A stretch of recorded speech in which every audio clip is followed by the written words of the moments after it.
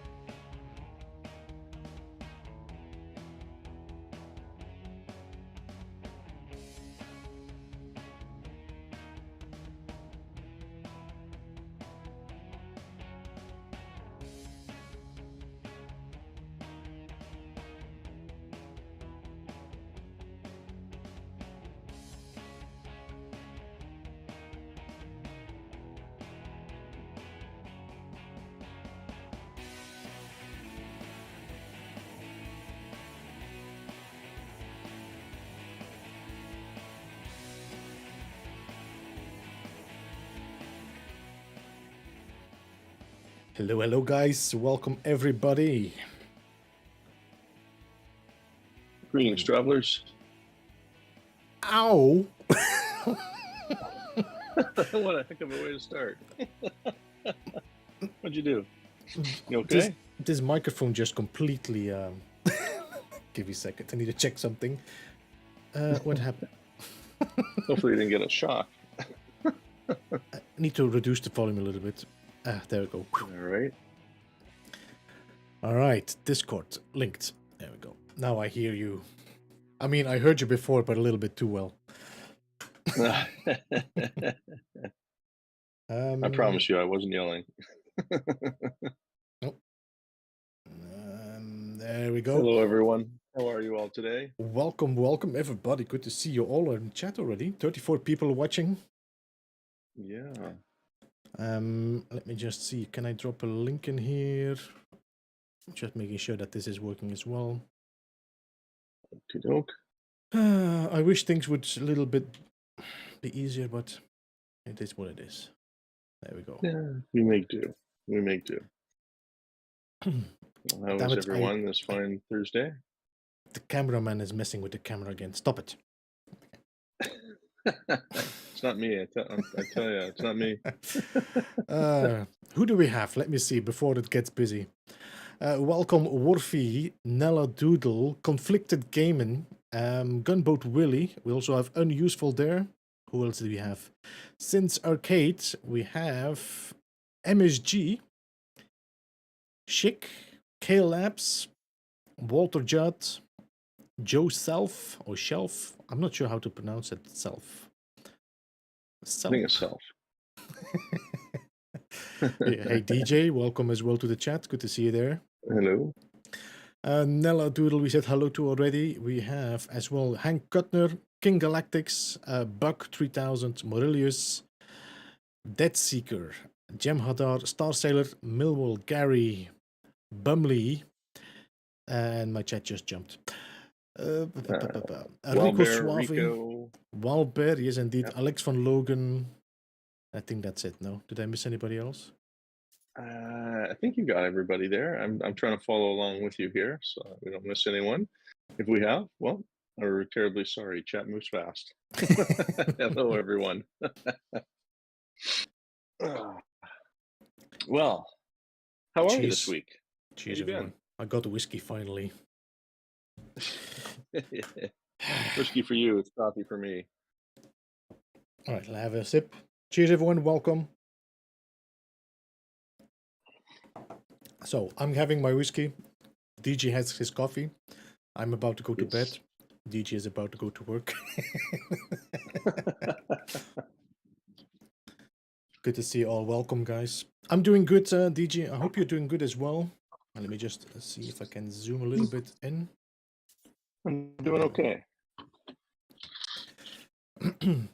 Any chance to play No Man's Sky the last month or Yeah, I've been playing a fair amount. I've sort of gotten back into building and stuff after the expedition, so it's been good. I took my time with this last expedition, and I felt that was sort of a necessary thing because it had the potential to be a little frustrating at times. So I took my time with it and did my saves, and then kind of went back to doing some building and some exploring and a few community events between the communities.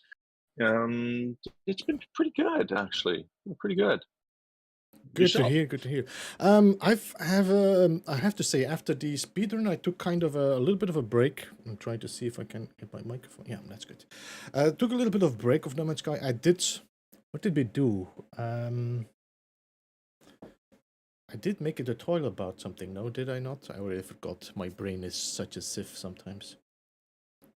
I think you did. Yeah, I think there was a tutorial, wasn't there? Let's see if I can find that. Pull that one up here. There's been so many tutorials out lately. It's hard to keep up with everybody. True. We try, but I was expecting more activity from Sean this week. I didn't expect an update, but I did expect something to happen, like a tweet or just a little bit of a teaser, but nothing showed up.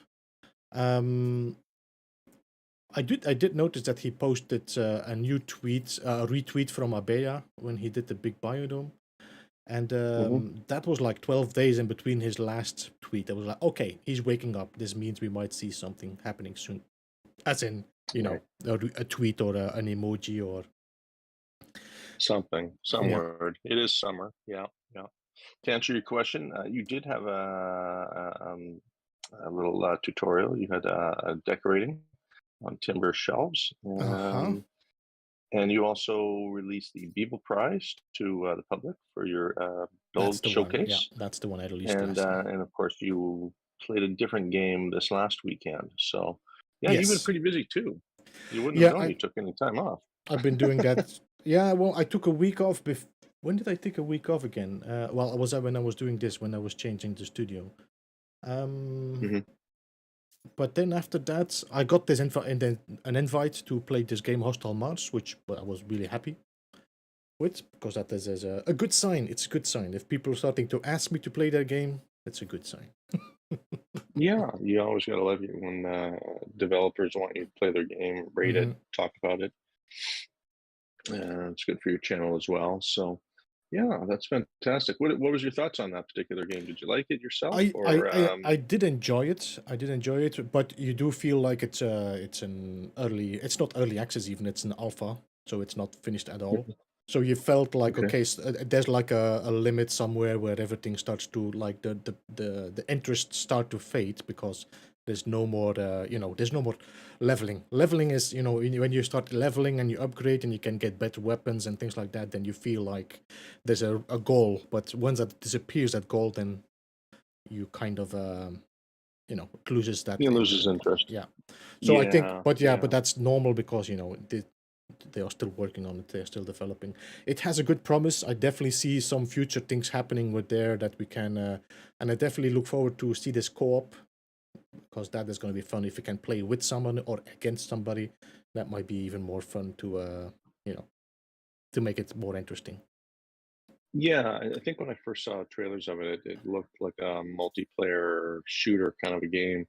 But watching your stream, it's not like that at all. I mean, there is some shooting elements to it, but it was very much a little bit of what looked like some farming Uh-huh. and building, getting building up some things and some grinding to get your base sort of set up for a defense. Yeah, yeah. Um, so yeah, a little bit different kind of a game. Be interesting to see how that progresses over Mm-hmm. the coming months and Yeah, whether or not it yeah. improves. So. It's definitely not a No Man's Sky kind of game. So where the endless what I'm going to be playing 6,000 hours on. Is that all? um, Come on.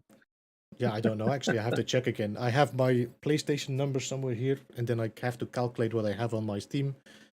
I think I'm Hmm. now at 2,000 hours on Steam. Yeah. I think I have 4,800 on my PlayStation, but I'm not sure anymore. I have to check again.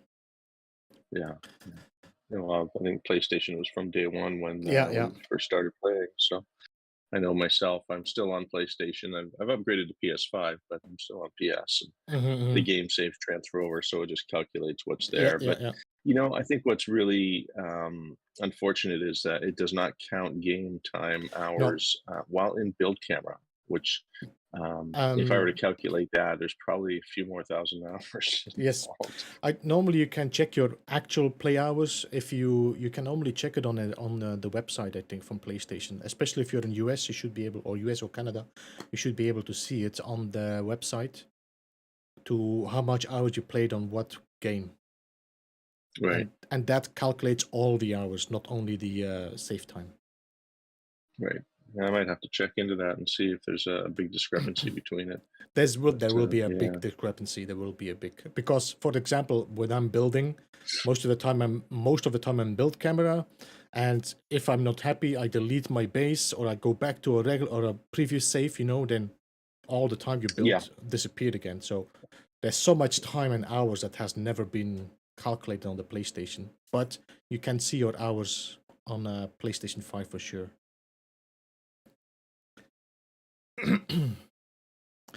Yeah. um, I'm looking forward to checking that out now. I don't I'm know if I'm I don't know. afraid and worried for myself or not. I think Telepath sent me that information. It was Telepath or Chaos Rider. I'm not sure anymore. That sent me that Mhm. information. Nice. I'll have to look into that. Um, So, any new builds on the horizon for you? New projects? um, What Nothing are you yet. thinking of I've doing? seen some great screenshots that were like triggering my maybe I should try to build that, and I've been doing a little bit of testing, which, like, okay, maybe I can make something of that. But I Hmm. think the next time I'm building is going to be back on the what you call it, the Moss Eisley build. Okay. So Yeah. I kind of want to continue with that. Maybe just build the cantina and then expand around it, so I have a little bit more of a, like it's a city build. But Mos Eisley is really big. Yeah, what you see in the trailers is like a quick clip of this little town there out Yeah, in the yeah, middle yeah. of what looks like desert type planet. Uh-huh, uh-huh. In the books and the comics, it's actually quite a bit larger Yes, it is of really a big. It's city. really big. Yeah, so there's an awful lot there, and I've seen a few examples here or there from various other builders and travelers out there where you see basically it's just a street Yeah. and several sort of shops and businesses along the street there, but rarely is it ever represented as it is in the books. So it'd be really interesting to see what you come up with. I'm always look forward to your builds. Yeah, but I have to say I do have a little bit of the building bug a little bit back, but I don't. It's not the same anymore. Like I had when I started building in No Man's Sky. There was Hmm. endless inspiration to build, but it's like, okay, can I build this? Somebody built already something similar to that. I don't want to build it again, you know. So now it's Inspiration can be difficult. Yeah, it is tough when you've been building for a while. I find those moments too. Um, Trying to find an idea that someone hasn't already done, because there's an awful lot of builders now in the community, mm-hmm. and finding an original type of structure or design is increasingly difficult each time that Mm-hmm. we Yeah, encounter, starting a new project. Sometimes I find I recycle a couple of ideas and change them up a little bit.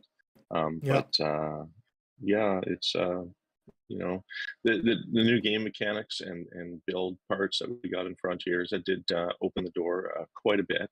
So that was kind of refreshing and really nice. Mm-hmm.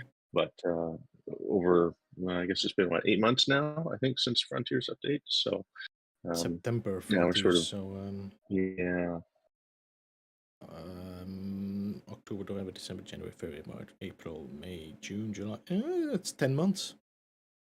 yeah, yeah. It's come along really fast, hasn't it? From yeah. Seems like just yesterday. Yeah, I mean, ebbs and flows of building and Mm-hmm. playing the game. Myself, I've always got something to do. So if I'm not building, I've got some exploring or a community event of some kind that I'm working towards.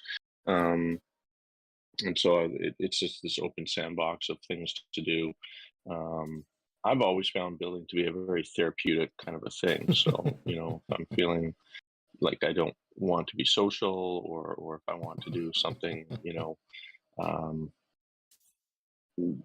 different away from the community, building is a great way for me to just sort of close everything off and just sort of Yeah, focus yeah, on no.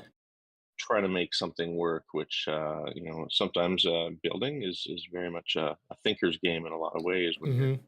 trying to put True. some pieces together that don't always want to normally go together. It's a little easier now, that they've removed collisions, but still there are challenges to be had, and challenges to overcome. So I always take that as a welcome sort of a thing. I think the biggest challenge is snap points. Yeah, yeah, that one's a fun one. I think Mm. sometimes I spend more time trying to get a single piece to snap, um, than To glitch something. the actual build itself. Yeah, and it's like, I could just create a wire and glitch it. Yep, That would that's be that's easy. that's what happened for me as well. Now is like, you know what? I'm just gonna glitch it in. I'm f this. I'm not snapping it. Just glitch it in. Yeah, yeah. Although you got to get the piece in there to reverse wire glitch in the first place, so you're sort of Well, back to square one at a, times. a wall is always quite easy to glitch something in. But the universal adjacency is really a magical technique for that. It is. I find that is probably one of my most used Yes. tricks in the bag is the universal Yeah. adjacency. It allows for pieces to snap perfectly at whatever position you want, whether you're switching from a floor tile to a light box or a light floor, Hmm. um, any of the above, right? I find quite often, if I want a piece centered on the floor tile, I'll universal adjacency to from floor tile to whatever piece. And it's just a really handy tool that we use in building, which I found is to be invaluable a lot of times. Um, Free placement is always good, but it lacks that precision at times. So yeah, the universal adjacency is really good. I've been really enjoying it a lot. And in fact, a lot of the short tutorials that I've been sort of throwing out there all revolve around the universal adjacency Yeah, yeah. glitch. So it's definitely made building life a lot easier in a lot of regards. Yeah, Sizing wise. the adjacency. I mean, before Frontiers, the adjacency was still my favorite. Even with the blender glitch and the wire glitch, the adjacency was still my favorite glitch of all of them. And that was the first glitch that was discovered when glitching was, came out. It This building. was, yeah, the vanilla adjacency Yeah, from one and piece to the next piece yeah, over and backwards. yeah, yeah. Um, yeah, it's funny because that one always eluded me a little bit, even though I knew of it. I learned the wire glitch first and used the wire glitch quite heavily, and then slowly worked towards doing the adjacency, because it was easier and less time consuming to adjacency than it was to create a wire and then glitch onto the wire and so on. but I think each person has their preference based on their building style, on Yes, yes, yes, yes. what skill set they like to use more often than not. And some people don't use it at all. They would just create scaffolding, and scaffolding is a great thing because you don't have to rely on a lot of other tricks. You create the scaffolding and then slide the pieces in all green state without having to use anything. So Mm-hmm. yeah, a lot of really good styles out there. A lot of really good styles. I see we've got a few new people in chat. Hello, Yeah, I've hello. seen a few like Big Daddy, KJPC Gaming, Midnight Oil. Who else did I see popping in there? Craven, Jem'Hadar. I just dropped the link to Conflict Gaming because I saw Jem'Hadar making some advertisements for your build, DG. That Oh, thanks, Conflict make a Jim. video about it. So if you want to go and check it out, the link is right there to Conflicted's channel. He really did a great job, and I Yeah. gotta thank CG an awful lot for doing that. It came to me very unexpected, and I still blush a little bit when I see that video. It was a really nice thing that he did there, and I really appreciate it. He went all out on that one, and it really shows. It was a fantastic video, and it still had me rolling in the aisles with his brand of humor as well. So. Yeah, thanks a lot, CG. I really appreciate that. I've got a few maybe ready to start when I eventually get my PC. Miss G, yeah. I have to say my PC was starting to make a weird noise last week and was like effing hell. I hope it's nothing. But there was some Okay. air in my liquid cooling because I moved the Okay. PC from one place to the other and there was some air. So I Um, just had to lift the PC so the air would move to a corner and now it's okay again. it's always a frightening moment when you hear strange noises that Yeah, it you was like never hear before, right? it was like something was like really gonna break. But then yeah, so I just stopped my PC, did some research, like, and then it was like a message like, yeah, there's probably your air in your liquid cooling. So yeah, fix that. I wanted to shout out Golden Gak, who streamed his first live stream Yes, yesterday. yes, Congratulations, buddy! That was fun watching you. And I don't mean just watching you fuddle with doing something for the first time. I mean it was nice seeing you actually physically in game because I believe you used a camera as well, so we could yes. actually see what you look like. And it was a lot of fun watching you. Um, and am I safe in saying that that was a new save file altogether that you started? Yeah, he's starting a new save file in Galaxy 227, I would say. I'm not entirely sure what the Galaxy number was. And it's Hmm. who is again? What is the name of your character? It's the cousin of Golden Gek. Something blue. I forgot already. Has what the name? Anyway, yeah, definitely check out Golden Gek as well. He started to stream, and I like Golden Gek a lot. His humor is great on his videos, so definitely check out his stream as well. Billy Blue, yeah, Billy Blue Gek. Appropriate name. I have to uh, apologize. It's getting a little bit warm out here in Vancouver, so I do have a fan running. If it is indeed a little bit loud, I apologize, and we'll be using the mute button frequently to keep the I'm not noise down. So, I'm not hearing anything to be honest. So well, that's good news then. yeah, I Perfect. have to say So Discord has actually a very good noise gate. So or noise. What was it's not noise gate. suppression, Yeah, noise noise suppression. suppression. Yeah. Yes. It works pretty well, I have to admit. It's one of the more stable platforms for voice chat and for linking to streaming. Discord is proven to be really handy in that regard. So a wonderful tool for sure. Mhm. Yeah, I heard there's a heat wave coming. Actually, I heard it's going to be hotter in some areas than the what was it again, Death Valley. I was seeing an article when I was scrolling, doom scrolling through the, you know what they call doom scrolling through Twitter or whatever. I don't know where. It was just Oh yeah. they were talking about the heat wave coming. That's going to be one of the hottest since 1700 and whatever. Yeah, a lot of people are seeing some record highs. I know the UK has got some pretty warm temperatures Mm-hmm. all this week.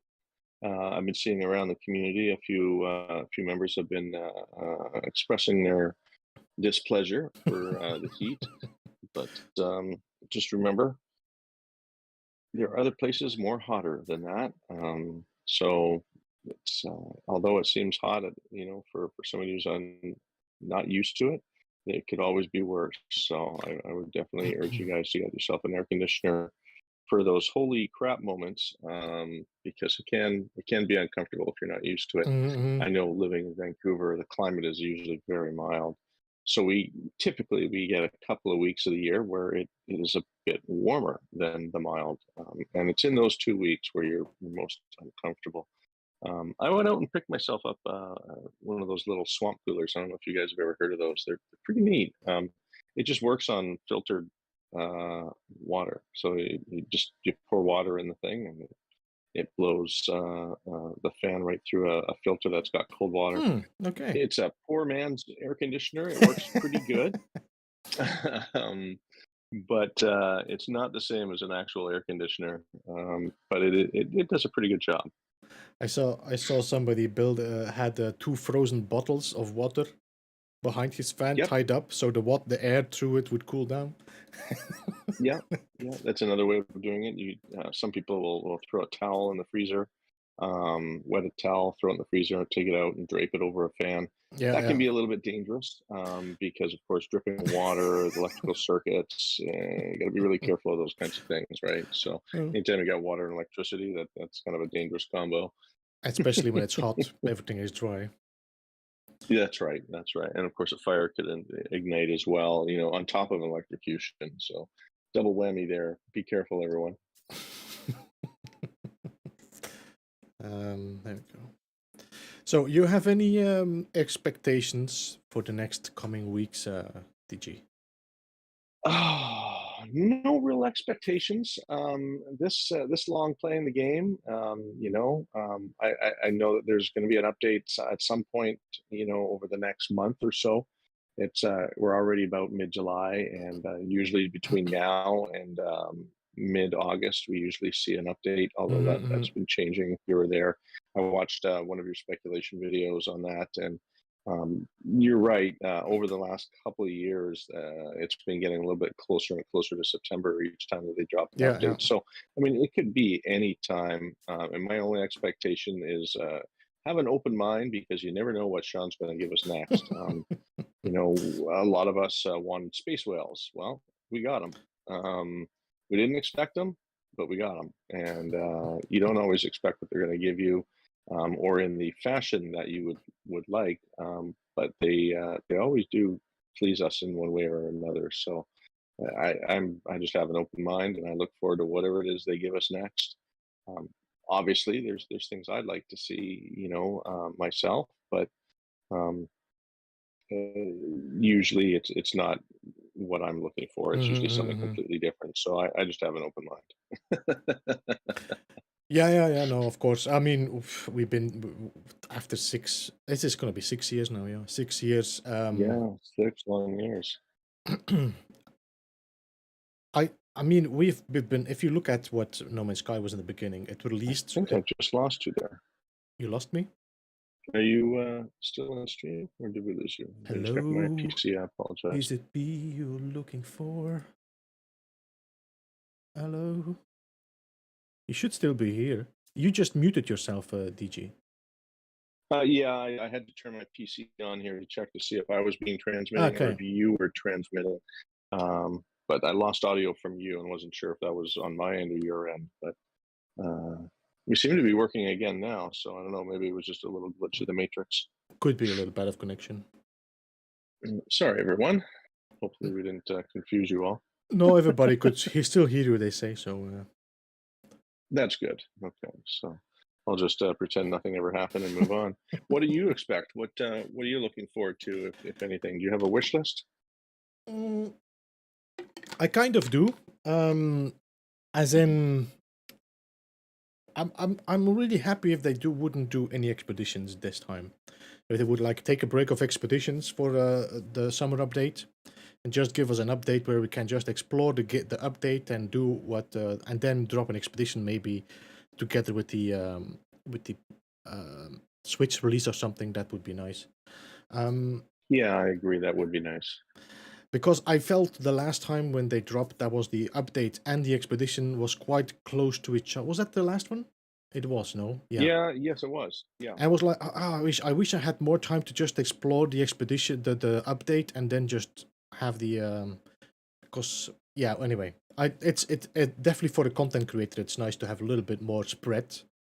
That would also have been way better for content creation because then we would have time to make content about the update, and then we had the expedition that would have spread the time more because we're still waiting anyway. We're waiting for the update now. We could have had Yeah. at least another week of expeditions now. So Yeah, it does spread things out nicely, yeah. and for people like yourself who are content creators, it spreads things out in a way where you're not searching for content at times.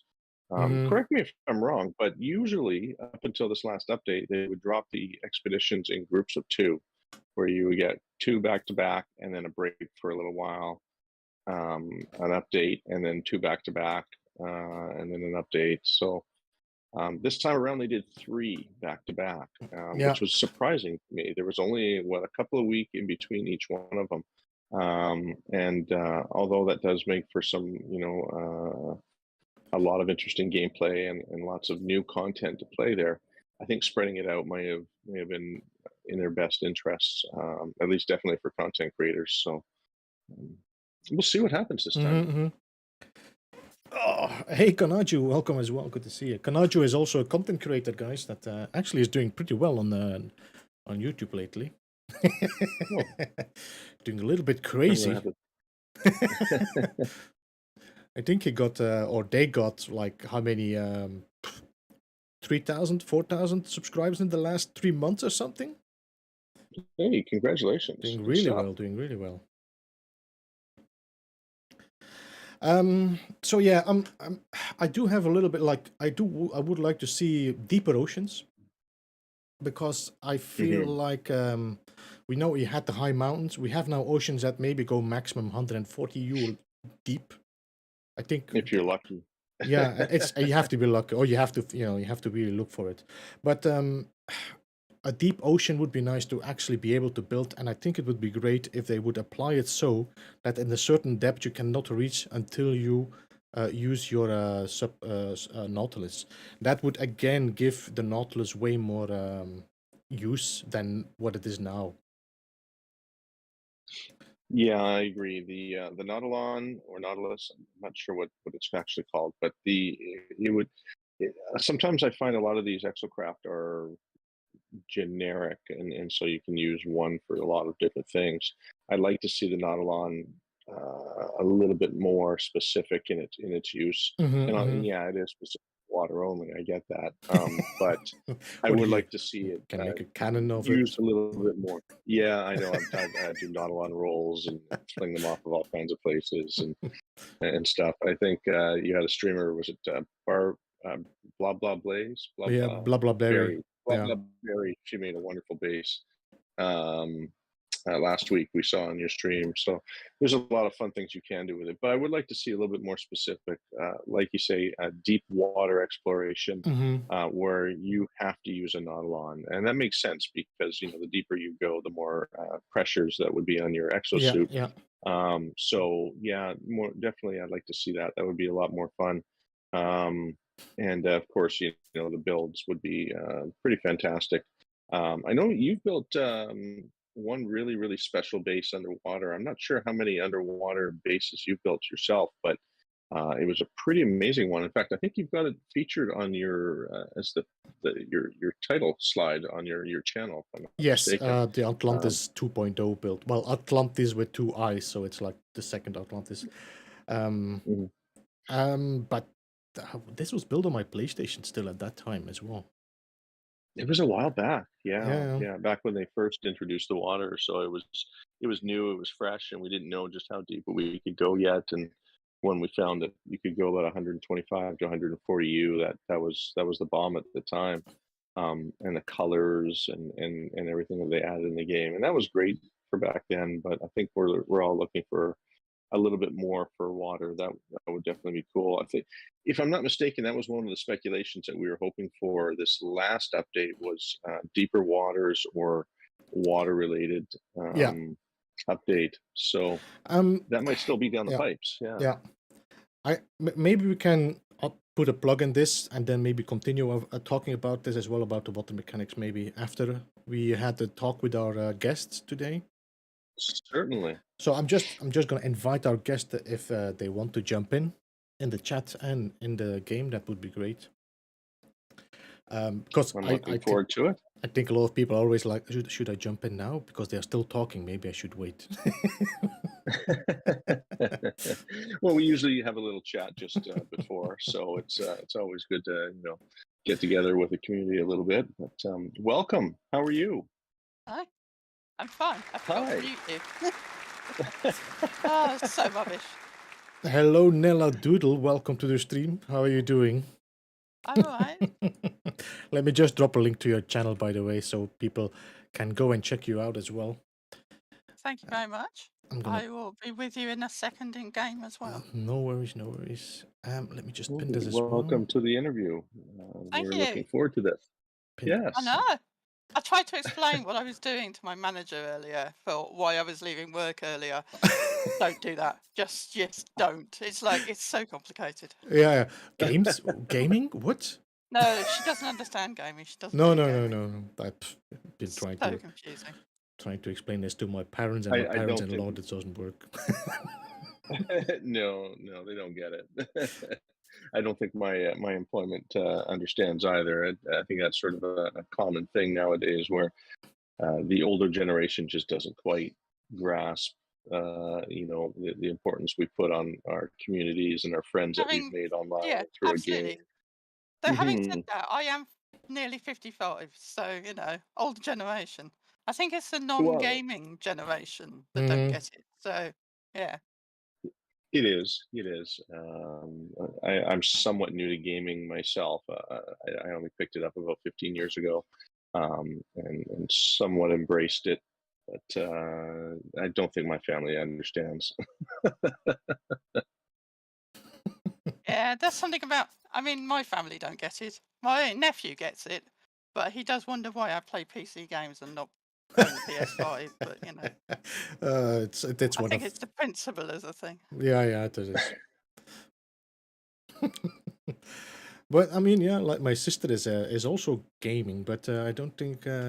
I mean, yeah, maybe, I don't know. It's a bit of a different approach, I think, in like looking at it. So people don't understand as well, like, how can you make a channel or YouTube and just be full-time gamer? How does this work? That's a concept that is really hard to grasp.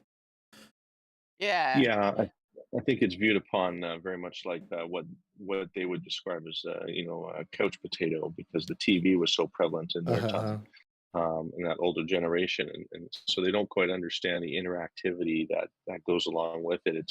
You're not just sitting in front of a television or PC monitor all day. You're actually interacting with other people, and so it's quite a bit different and a lot more interactive with others, and they just don't seem to get that yet. But I think the world is moving along and slowly embracing it. So yes. We're allowed the other side of the camera. I love the setup. You like the studio? Hey, It's lovely. welcome. My cake will disappear here. into a chair. Let me move over here, and I'll put you in between Beebs and myself, and get you nicely into the camera frame. Really weird. There's something about geeks and chairs. They just sit The and feet always disappear dangle. into them. Yeah, and then when they move, Yeah. they disappear into the chair. It's like It's the little very legs strange. that always are fun to see. I Yeah. mean, It is. only They that should dangle make you and wave love around. gags. I didn't realise that my geek is a Beeble clone. Yeah, we It had the has same different stripes. colour. So this is my creative geek rather Yeah, than my main geek. I like the black eyes on a gag. It's better than the eyes. The eyes look always a little bit creepy to me, and Yeah. The worst ones are the well, apart from the old favorite of the eyes on spikes ones, which is like the ones that Bida always hated, um, snail-eyed gex. But the ones with the kind of reptilian are very creepy. Uh-huh.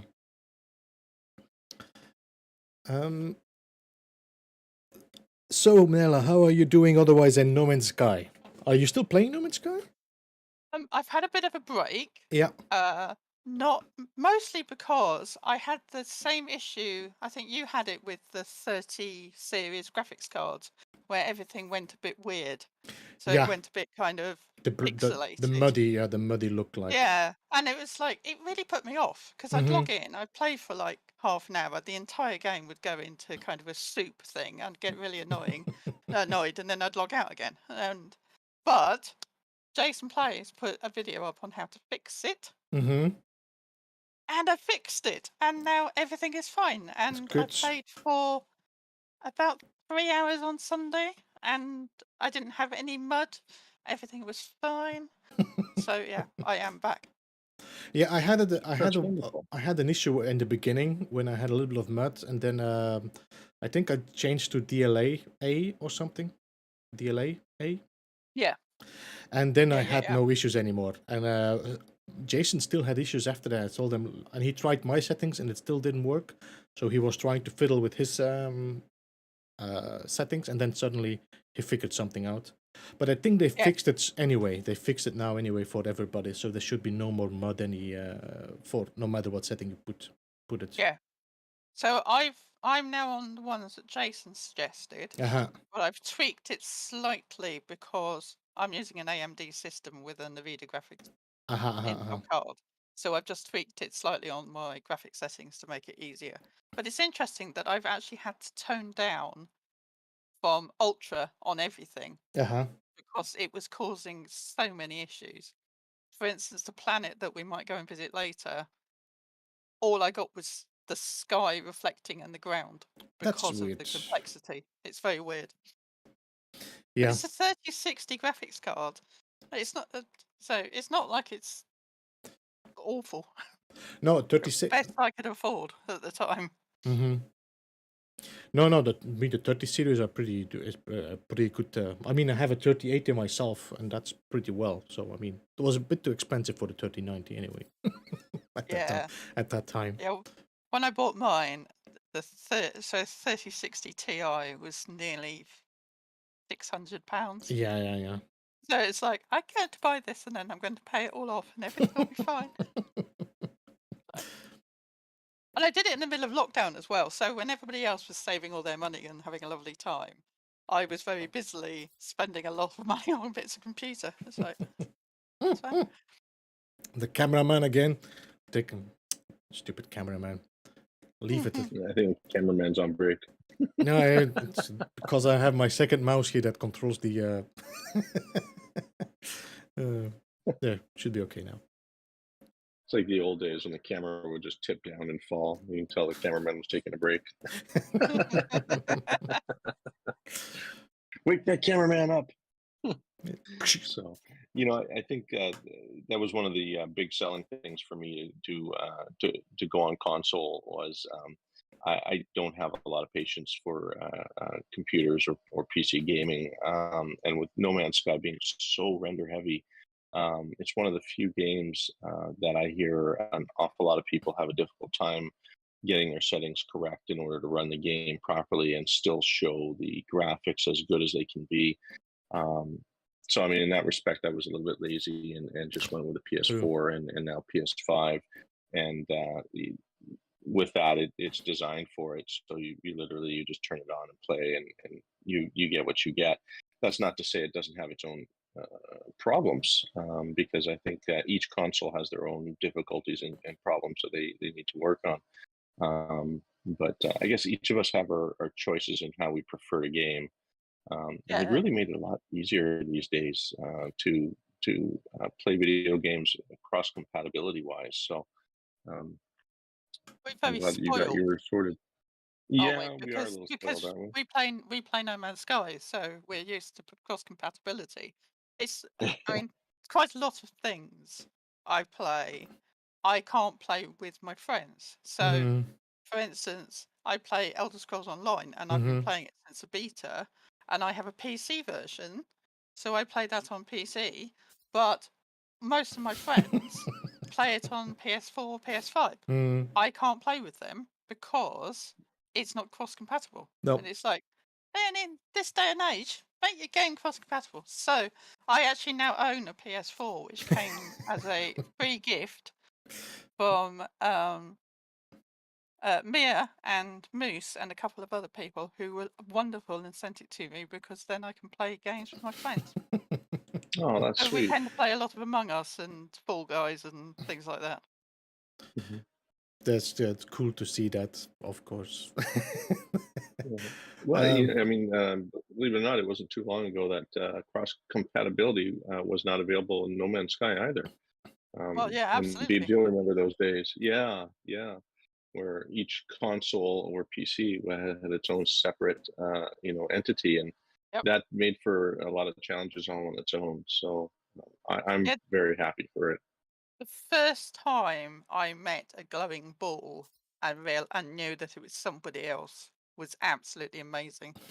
I mean, it doesn't sound like much now when you can No, meet true. another geek or sit in a room with nice fire, which is, considering there's a heat wave on in the UK, a nice fire is baking my geek very nicely. You'll be well done by the end of the interview. Absolutely. Slightly red on one side. But the thing is that, I mean, when this game started, so I pre-ordered No Man's Sky. I saw it at the I think it was was it the E3 where they did the trailer? I saw the That's correct. trailer with a friend of mine, and we pre-ordered it as soon as it was available. In a, oh my god, this looks like our game. So when I started, and everybody else had been slagging it off and saying it was terrible, and how dare they release this awful game, I was busy playing the awful game. With that terrible thing where you didn't have any backpack space, you couldn't pick up more, you couldn't stack anything. And if you wandered off and left your ship, which happened a lot to me, you then had to wander back and find it after you'd lost it somewhere. But it was perfect. It was my sort of game. Yeah. I think the worst for me was when I get into a cave and I lost my way in the cave. Oh.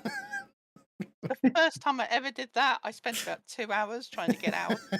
And I got a phone call from a friend of mine saying, "Are you coming to dinner?" And I went, "No, because I'm lost in a cave." Like, I can't log out until I've stopped being lost in a cave. That's right, because we couldn't create our own save points or No. save beacons at that time either. There's been a lot of growth over the years, from day one to where we are now. I think, like yourself, the three of us are all day one players here, and Yep. it's such a huge difference to what was advertised to what was released, and I think we all enjoyed it for what it had to offer, despite what was advertised and the poor media surrounding the game in itself. But Absolutely. HG has certainly done an awful lot of work to improve the game and please its fans. And Oh, I yeah, got to give absolutely. a big hats off to them for doing all this and doing it for free too. Oh, yeah. Yeah. Nowadays, you 100%. don't hear So, anyone doing anything for free. yeah. Some game. I mean, recently some games have been released, and it's basically you pay to play, and it's like, I'm not doing this because I'm an old-fashioned gamer who likes to buy a game and then play it, and then maybe buy the expansion, but not necessarily pay for everything. And I think No Man's Sky Hello Games have been amazing. And what I've taken to doing is every time they release a new thing, I go and buy a piece of merch. I have a lot of T-shirts, and the playing cards are sitting in front of me. Yeah, the Why playing not? cards. I think Kanaju They're is not really here nice. anymore. Yeah, they're really good. For me, I was not at all involved in the hype and the expectations from No Man's Sky. I pre-ordered it a month before it was released. Because somebody said, "Have you checked this? It is a No Man's Sky game." And I checked the trailer and said, "Well, there's something I want to play." So I pre-ordered it. and I was not involved at all with that hype, and I enjoyed this game tremendously. I had no expectations, so there was nothing that was like could compare to and say, "Oh, this is not what they promised me." So, Exactly. I mean, so for me, it was a good thing. the only hype I remember watching is that trailer from the E3, and I don't remember watching anything else. So yeah, Flowers just said Diablo Immortal is a disgrace with a pay-to-win system. That's the one I was talking about, Yeah, Flowery, because I played Diablo Immortal and I'm playing it without any of the pay-for bits, and it's a very slow game if you do it like that. If you but pay lots of money out and buy all the bits to do the things, then it's quite a fast-paced game. But I mean, I worked it out yesterday. In the month it's been out, if I paid to play, it would have cost me well over £200. Oof. And Yeah, it's like, that adds up.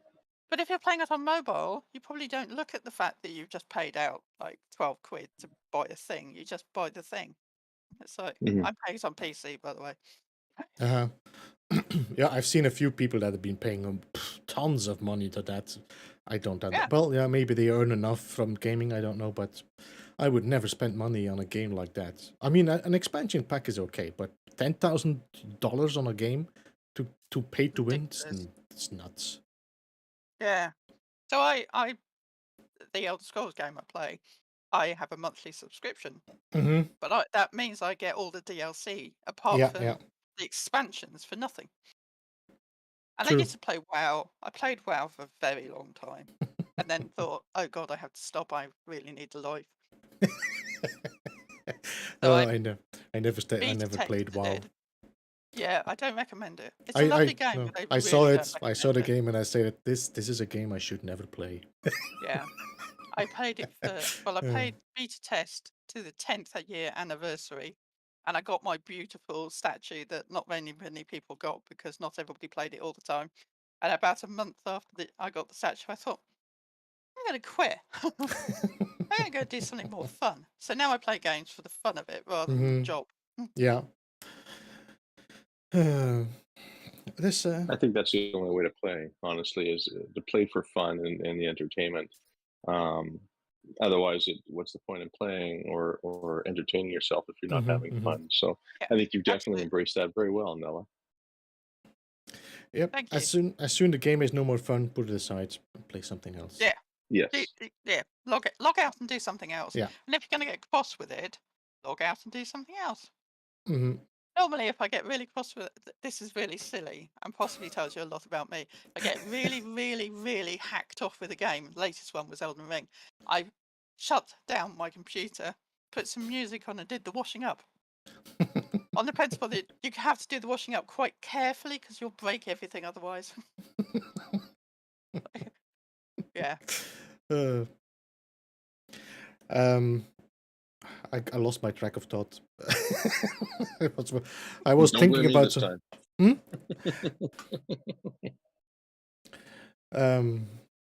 but yeah, I mean, No Man's Sky has always. I took like 2 or 3 breaks from No Man's Sky, before Beyond. Like, okay, I just need a break of No Man's Sky, but it's always been a game that I came back to. Yeah, it's hard to get away from it because even if you've got to that point where you don't want to play it for a bit, it's still there. Yeah, It still looks at me every time I go into Steam because it's on my favorites list, and I still think I just really want to log in and do nothing. yeah. I mean, not last time I played, but the time before that, I logged in on my permadeath character and went for a walk and didn't die, and that was basically what I did for like an hour, just because it's fun. It's also if you I know think it's the only. Go ahead, Beeps. For me, it's always when I would take a break of a game and I'm gonna watch somebody play it. If I see a stream, it's like, you know what? I would like to play this game again. Oh yeah. And especially No Man's Sky, that's like a game that just triggers your, okay, let's see. And then it can be after 10 minutes, you're like, it's maybe it's more fun watching somebody play than play it yourself, but there's always that itch. There's always that itch for that Yeah. game. Yeah, 100%. Especially this game. Mm-hmm. I think the community is half of why I keep coming Yes, back, yes. because community for No Man's Sky is absolutely amazing. And you just have to look at your streams that everybody comes in, says hello to each other. Hmm.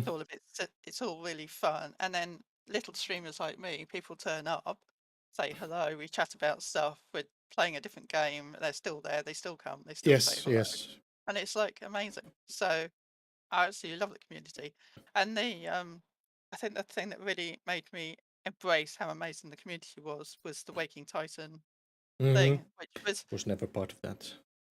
I'm up at 2 a.m. watching Howard Stern talking about absolute rubbish on the off chance an advert is about a game I play. What? But there's also 500 other people on the Discord also doing exactly the same thing. I was just so mad. And, people like Liam and L Plays and stuff going up to London to find a clue. And that was just things like that were absolutely amazing. Mm.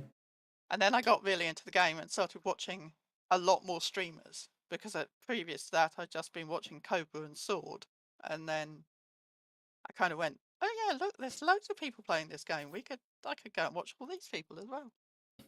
It definitely opened the door to a lot more content creators Hmm. than just the most popular ones.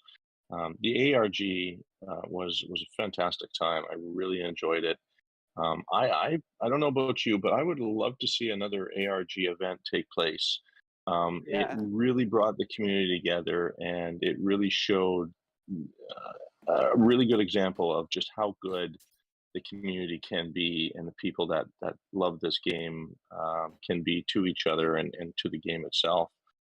Never have I met or taken part in a game or community where you can do anything and be entertained with doing nothing yeah, for hours upon end. I mean, even now, what we're doing, an interview in game, we are playing the game right now. It's not conventional in terms of playing a game, but we are playing the game, Hmm. and we're oh yeah, communicating amongst the community and having a lot of fun. The community is definitely kept me going a lot longer than most other games I would ever play a game for. Um, and yeah, I definitely value that. I think we've got probably the best community any game could have to offer. And yes. so I've been involved in quite a lot of communities in games. So Dark Age of Camelot community were really good. The WoW community, really good. I've got a lot of really good friends from that, but not in the same way. Those games were very, your friends and that's it. Yes, it was This a smaller. community, Yeah. yeah, absolutely. This community. I looked at my Twitter recently and I'm following about 600 people who just do No Man's Sky. That's not including all the wow. other games and stuff and the Uh, people I follow on real life. One of my senior managers used to follow me, and then he realised that most of my things was No Man's Sky related, so he stopped following me. So did he say it was going His to be loss. games related? Absolutely. So Is this? Do you think this is something that the community, excuse me, the community could organize itself another RNG event? we could try. I They don't are know. awfully expensive. Yeah. Those companies who put those ARG events together are very expensive, and I know that HG spent a pretty darn good penny Hmm. when they released the ARG the first time around. Um, it's definitely possible, but can the community support that? That would take an awful lot of donations from a lot of people. Um, I I would love to see that happen. We've seen other things happen within the game, like meetups, and those aren't cheap either. If I remember the very first meetup, that had to be coordinated. Hotel had to be booked, or sorry, no, it was a pub, wasn't it? Yes. That So had to be booked in advance well, and L prepaid. Plays paid for the pub. So L Plays didn't get the money back for the pub. He paid for the pub for the first one, and then we drank a lot of bit alcohol in that pub on that night. But nice segue there. Can I just advertise Yes, the? I was actually about to Yeah, ask you as well, there you go. Canella. So on the 28th of August, which is a Sunday, the No Man's Sky community will be back in the Three Pigeons pub in Guildford for the evening, organised by Captain Steve this Yes. time. So there's Oh, another It was wow. meetup. amazing. So he sent me a message saying, "Do you mind if I organise this?" And I went, "No, go for it. That's absolutely fine." So yeah, he's organised it. We're going to have another quiz. I promise not to make it as hard as the previous quiz. People still remember the previous quiz because it was so hard nobody could answer any of the questions. And there'll be a raffle, and Steve's contacted Hello Games on the off chance they might want to give us some stuff, which is what they did last time round. But they were amazing at Hello Games. Because the pub's around the corner from their office, and for the first one they gave us cake and raffle prizes and the first drink for free and a bunch of other stuff. And they didn't need to have done any of that. We would have all been perfectly happy if they didn't. But they were amazing. And then at the end, they wanted our names and email addresses. So we took a list, and then they've contacted it to all of us and gave us a hoodie, Yeah, basically custom made hoodie just for us. It's like, and very I cool. haven't worn it yet because then we've had 2 years of lockdown, and it's never been cold enough to actually wear it. I will wear it. It's Will. mint condition, right? Yeah. I'm not wearing it now on the principle I think I might melt. Yeah. So there's going to be a meetup once again for the people that didn't catch it. There's going to be a meetup at the 27th of August? 28th of August, which is the 28th of Sunday August. night in the Three Pigeons pub Yes. in Guildford from 7 p.m. Yes. And If you want to go have... and look at Captain Steve's, Yes. yeah. Captain Steve made a video with all the information you need to join it. If you want to check out Captain Steve there, you can find it. If you can reach UK, for me it was too late. It was organized too late for me to plan anything Yeah, I'm around so that. sorry. Now, Next year we'll have another one, so you can come. Yeah, last time they organized it like in the beginning of the year, so I had like, okay, I can plan and check flights and stuff, but then COVID was around the corner. Yeah, I know that some people are trying to come, so Kurt is attempting to come at the moment. I don't know whether he's going to make it, but I think he's in Holland now, whereas he was in Israel or somewhere along those lines. So it'd be lovely to see as many people as possible. There will be drinking, there will be silliness, there will be prizes. Well, Holland is quite easy. Yeah, There's Holland's actually quite easy. there's a boat trip from there. Yeah, that's true. I've also done I bought a load of stickers and stuff from Ray Reynolds' Redbubble, so we can get them away at the meeting. So just to help him out a bit. He has quite a big shop as well now, no? He has a massive shop. Yeah. Yes, he's put a whole load of new designs in after I bought the ones that I've just bought, and it's like, Ray, stop it. But I did buy myself a Get Life t-shirt, so I will be wearing a Get Life t-shirt. I might have to talk to him to just design a t-shirt for me so I can put it on my shop. Yeah, well, he's an amazing photographer. So. Yeah, no, he's very good at would virtual love to, photography. My God, I have a little bit of a... Drink more whiskey. It's more whiskey. More right. whiskey. Whiskey cures everything. Yes. I know So- myself, Nella, I would love to go to one of those meetups. I live in a location where I'm way off on the other side of the planet, on the West Coast, North America. And the nearest meetup to this date was in Florida, I think it was. That was organized by Survival Boss Yes, this Yeah. last couple months back. I would love to have a meetup, but unfortunately, my location would require a very expensive plane flight and hotels and so on, and that unfortunately just not have to everybody come can to afford that. Yeah, maybe there'll be a North America one coming next. We'll see. You never know. Midwest would probably be a good central location for a lot of people. But the first one, I have to admit, I'm very jealous that a lot of you got to enjoy a meetup in the UK at the pub there that first year around, because that's something I've always wanted as well. So I look forward to hearing all about it. And pictures, or it doesn't count. We must see pictures. Yeah, I will be taking a lot of pictures. We're currently discussing whether or not we can cope with live streaming it. Yeah, I So thought Captain Steve said something like that. No. yeah, we're seeing whether we can do that. Mm-hmm. Would be So fun. yeah, it would. We didn't do much live streaming in the last one Mm. because we all got slightly too drunk and weren't really paying attention. Yeah, me who doesn't drink very much. I did enjoy the last one they did as well, the online one where Proceed to That was Traveler. really fun. That was actually very fun with all the groups that people could join and talk to each other. It was a good alternative to the. It would still be a good thing to do, I think, every year, like have an event like that for people that cannot join the. Yes, I was talking to Steve about this and saying that it would be a good idea to do one. So maybe we'll do one of those later in the year. Yeah. As an online thing, and then we can host it with lots of people. So it's too bad we can only have 32 people in the game, because it would be great to have like a real event that people can join. Like, I have to think about that. I have to talk with Captain Steve. I'll talk. Yeah, there must be a way of doing it, even if you like on different, maybe a different planet per Discord room. Yeah. And you can then kind of jump across to each one. Yeah. Make sure they're all in the same system or something. I don't know. Yeah. I'll have to talk with him. It would be fun to create something like that, like an event that you can join but in game instead of in flying over.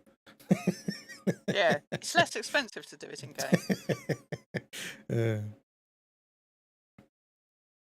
You would think online would be more popular since we play online as well. And I was not able to take part in that event that Beeps was just talking about. I think I was on holiday at that time. Perfect timing, right? Practical buy. Yeah, I mean, for somebody like myself who lives in a location where meetups don't occur, that would probably be the best case scenario, is to have an online meetup. With I guess you can use was it the Google Zoom thing, or something to that effect, where you can log on to a mass website and be able to visually communicate with a lot of these people online. It can be chaotic. Yeah, it was on Discord, was it not? The last one? It was on Discord. Mm-hmm. Yeah, it was fun to organize all those rooms and get people to stay in them. Yeah, it's a lot of work. Fun. I like doing things like that. Yeah. I look forward to the next one. That will be really, really fun, and maybe I'll be able to make it that time around, because. Well, make sure you're not on holiday this time.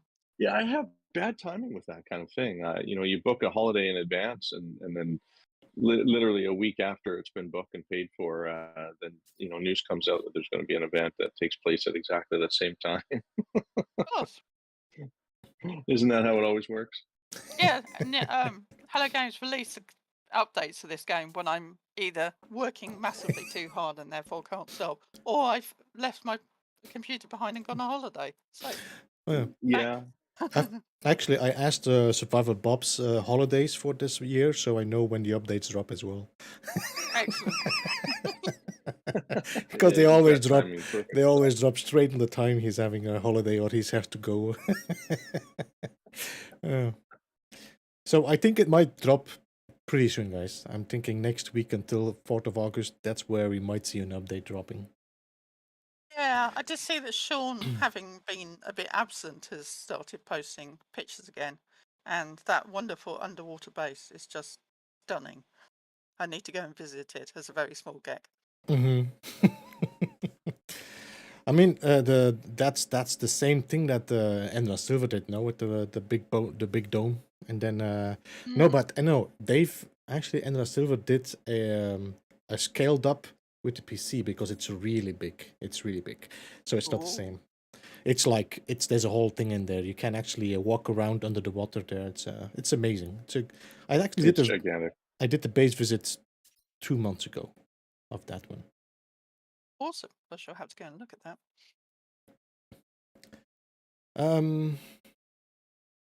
That's cool. It's cool. What did you have in mind to visit today, by the way, Nella? Absolutely ages ago, you produced a video on how to do a circle. Mm-hmm. And this was the one using the planters. I'd like to point out how old ago this is. And I thought, I can do this. Went away, tried it in normal, got it completely wrong, absolutely messed it up, couldn't do it at all, gave up, stopped trying to do circles. Then, I can't remember, it was you, but I can't remember when it was. You brought out one which didn't involve planters or any of that, and it was much easier.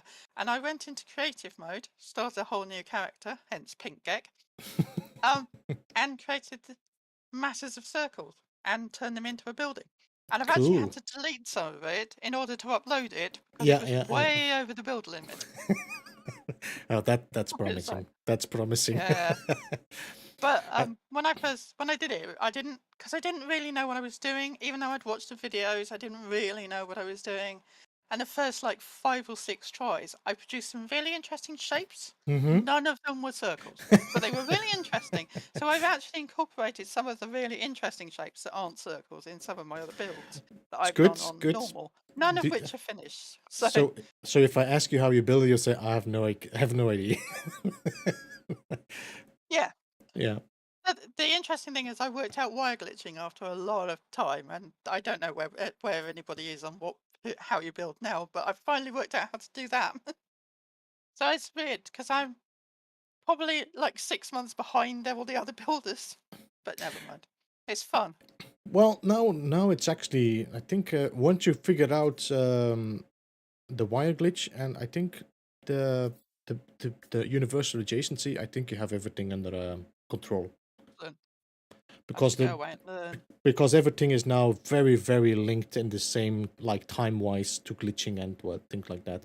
Because you have the wire glitch and then the reverse wire glitch, and these are the same timings. There's just you know, it just switches instead of a wire, it becomes a building part, or instead of the building part, becomes a wire. But then, I can do that. like the universal adjacency is it's quite simple, because again you use a wire glitch to do universal adjacency. You just have to store your item first in the building menu by pressing the triangle and the square button on if you have a PlayStation. Yep. So I have a PlayStation controller next to me, so that when I'm trying to translate how I play, because I play on PC but with an Xbox controller, when I try and translate it back to Mia or somebody, I can go, yes, you press this button, and it's that button on the PlayStation controller. So I want to thank you as well by the way, Baba J, and also Conflicted Gaming for the super chats, by the way. I just wanted to take a break for that. 07 to you. 07, you guys. You and guys are wonderful. Elite Gamers as well. Thank you for becoming a member. Appreciate that.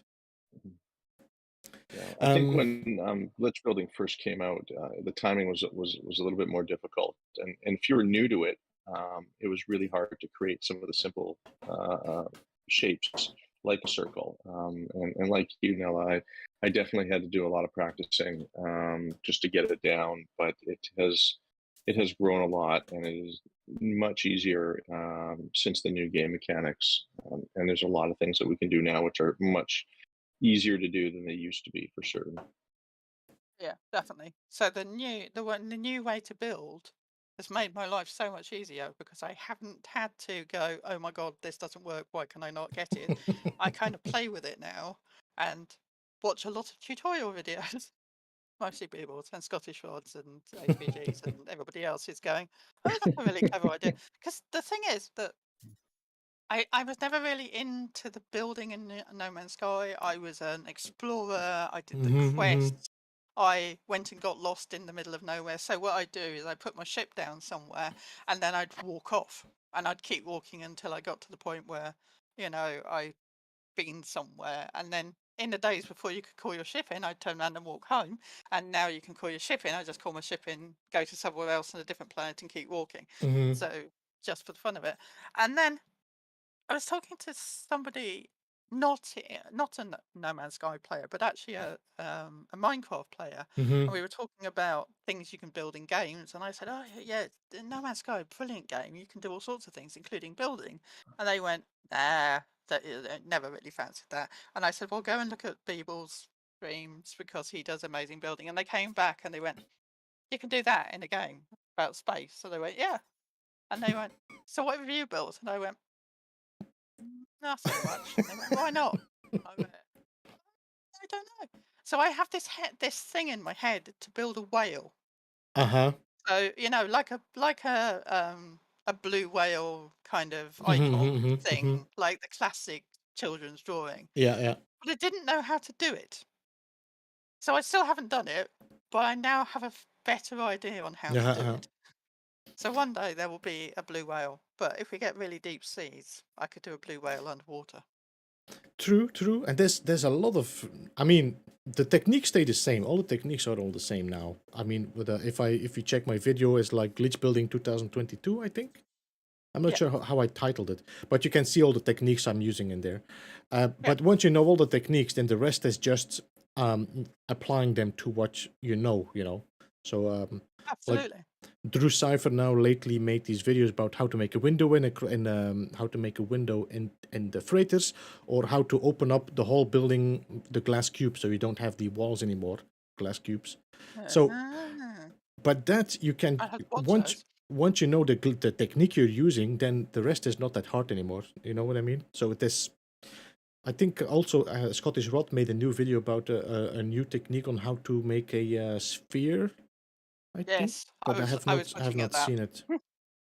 Yeah, that makes me want to. So I have a piece of paper that lives on my desk and has been there for probably about a year, which is the drawing of the whale.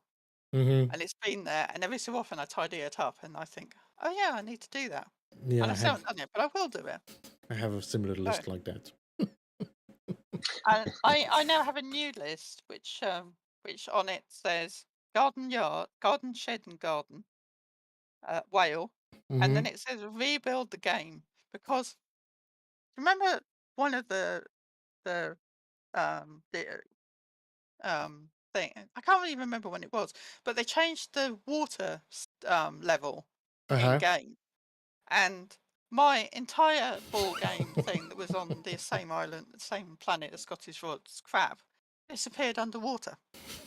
And then they reset it, but I'd already deleted it. And it was like, oh.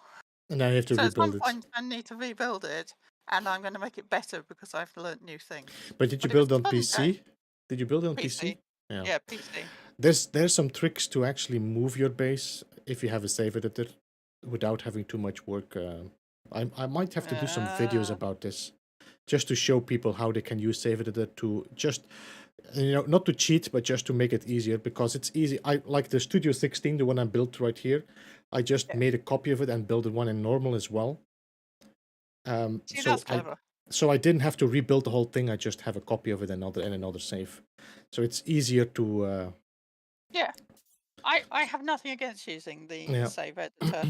I've used it in the past. So, for instance, for no reason that any of us can work out, if I watch Twitch streams with drops, I Mhm. can't get them in game. Ah, And yeah. nobody knows why. And Hello Games haven't a clue. They've sent me like 10 emails going, no, we don't know. I can't help. So I Mhm. You're stopped not alone in doing that it. department. So I Yeah. just use the save editor to, but only the stuff I earned from watching. So if I didn't earn it because I was away, I haven't given it to myself. But if I earned it from watching, I have given it to myself because Mhm. I deserve it. A lot of Twitch in order to get these things. There's a few people who have suffered from that problem where they watch the Twitch streams, they've earned it, but for some reason it doesn't link up with the game and doesn't give you the items that you earn.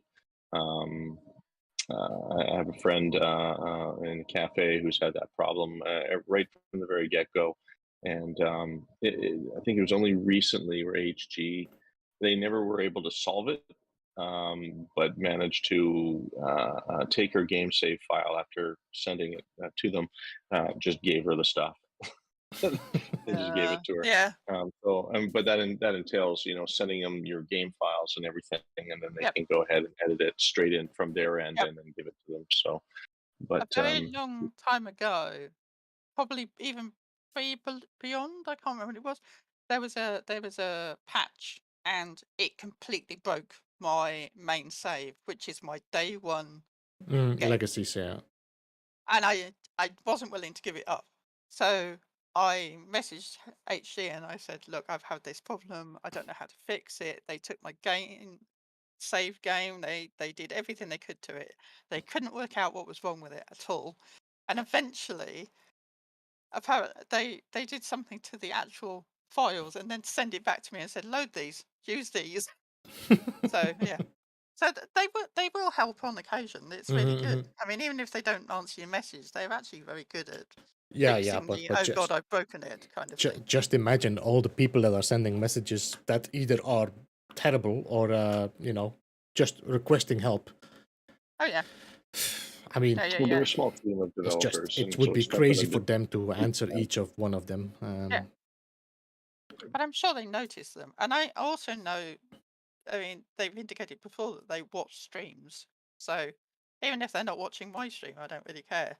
They are watching other people's streams, and they're getting Yeah. suggestions and ideas from them, and going, "Oh yeah, the community wants space whales. We will give them space Zendesk is whales." the best way. I Yes. think I Yeah. think they just drop an emoji. They see how it's responding. The most of the responses are they want this. So I think next update might be either ship customization or water. I'd like proper deep oceans again. Deep oceans would be Because nice. I remember when we had deep oceans. They weren't like massively deep, but I remember deep oceans. Mhm. And I did a kind of underwater base with Mhm. pipes up so you could come out at the top. And then when the water levels changed, the only thing that was visible was the pipes at the top, and the whole base is actually underwater. Yeah. Oh, underground underwater, and Yeah. Yeah. because Yeah. you can't dig it, so it's like, Yeah. oh, never mind.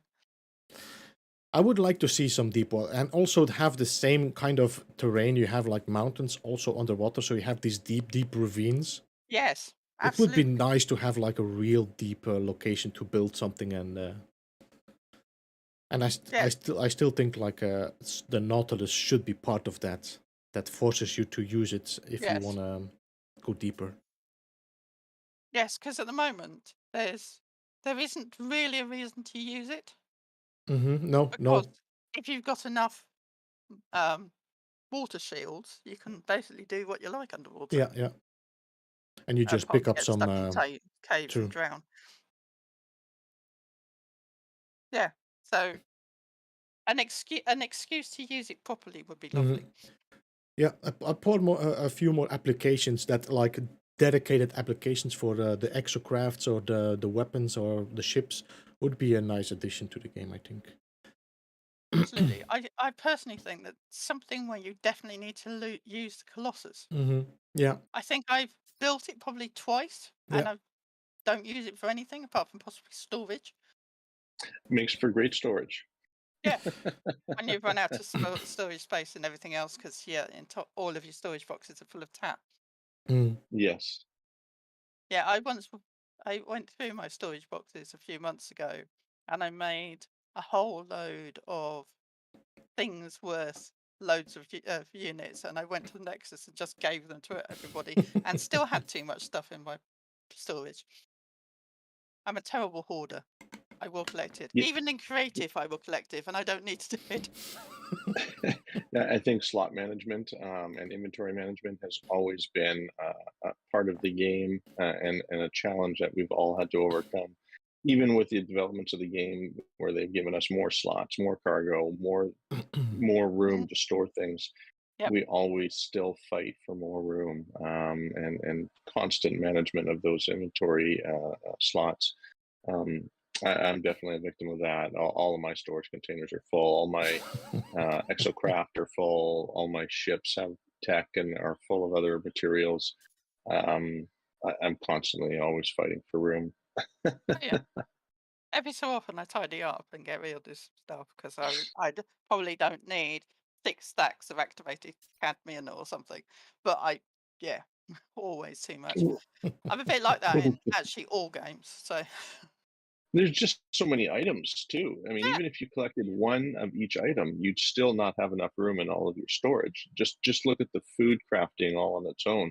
That's a whole other category of items. well, You can't store it all. You just can't. I know I've tried. I'm really jealous of all these new people who open their nutrient process and get 20 slots.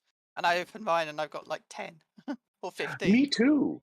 Me Yes. too. Everybody So- else gets 20 slots. I get 10. Yeah, so Moose noticed this, and so legacy saves only have 10, and I was really happy with 10 until I found out that other people get 20. Can you buy 2 new Yeah. processors and just no? No, because it transfers over to the same. Doesn't work. You can build as many as you want. The items will all still be in there, just like a storage container. I mean, I think there's a lot of little details they could change to, and actually, I don't think it would take that much work for them. For example, name our saves. That would be Oh one. yeah, please. A sort button for your inventory. I sort everything according to alphabetically. Doesn't matter. Would be so. These are like these little details that would be making it so much more fun to quality of life updates like that. And I don't think that A search bar on your boxes would be useful. a search bar you on your boxes. Yeah. So on the storage boxes, if you had a search bar when you're in storage, you could then search them all to find out where on earth you saved something. Yeah, true. So true. I have color code in my freighter, so I know where stuff is. And I think inventory could be a little bit bigger. I mean, why are there not, for example, 15 storage crates or 20 or whatever? That's a weird little. The minimum storage for like a freighter is a little bit of a weird decision. I understand that you don't have a big backpack because we have to be honest, the backpacks are crazy if you can upgrade them. Yeah. Cinema mode, yeah, that's a good one, Skymaster. I've been asking for that for a long time. Give me, please, animated camera while I'm filming my builds without having to go in my base camera or have somebody join me. That's a really good idea. I've been asking for that. I don't know how long. Anyway, doesn't matter. Yeah. I need to be bigger maybe to make a video about it and say, hey, Sean. Yeah, there's loads of little tiny things that would just be good. And then some of the bug fixes would be lovely. Yeah. To be honest, I haven't had touch wood on desk. I haven't had many bugs recently, but sometimes you can have. The fun one is the I think they might have fixed it actually, which was the one where you'd wander into the Nexus having just, jumped around space for a bit, and then the entire floor would disappear and you'd fall to your death. It's like, I had that on my perma save, and it was like, I'm going to reload. It's not my fault, I'm reloading. When I was playing that, when I was streaming, what was it, the game? Hostile Mars. The developer joined the stream. And he was saying, "I'm sorry for the bugs." I said, "Don't be sorry. I've been playing No Man's Sky for 6 years. The game is just we're used to it." Yeah. There's a bug in World of Warcraft. So I did beta testing. World of Warcraft was going for 17 years or something ridiculous. It's on now, and the bug is still in the game. Mm-hmm. Yeah, there's So still it's like, ancient bugs. They have become features now. yeah. This one is if you fall into the right slot somewhere in Orgrimmar, you can end up underneath the map and walk all over every continent because you'll never be in water and you'll never drown. Quite entertaining when the server crashes. What do you think? Do we take a break and go and check your base out, Nella? Yeah, sure. All right. Yeah. So there is I'm game for that. There's a teleporter out there, so if you want to teleport yourself to your base, you can do it right outside there. I'll do that. And then I'll jump in my ship, and I think DJ will have to do the same, where we fly to the anomaly. Although I only see 2 ships. My ship is elsewhere because I came in slowly on the off chance I was going to break stuff. Right, let's hope this works. I did upload it about a few weeks ago, so... It should be enough time. I find less time is required once uploading a base nowadays. At one time it was somewhere around, 2 weeks? You would upload the base and about 2 weeks later it would be visible to other players. Now it seems within about a 24-hour period, if you've uploaded it and done the things correctly, you Yeah, should it's be able definitely to short. show it. Right, Yeah, I am yeah. here. All right. Okay. I just need to fly. I was confused here. Let's fly out and join Inis. It's very, very purple and bubbly. The game is a little bit planet. loud. One day I'm going to be able to fix that easier. There we go. They use a thing called ear trumpet, which allows you to control control all your sounds from your desktop. I find it quite useful. Yeah, I have actually a whole digital one, but the thing is that it's easier if I get my mix panel in the future. Yeah. Because I still need to, I have to open the window and... Oh yeah. I'll move my ship so you can land. Did they not fix that, the ladders? I thought they fixed that. I might be confusing it with another game. I'm a legend, guys. I think it's partially fixed, but not entirely.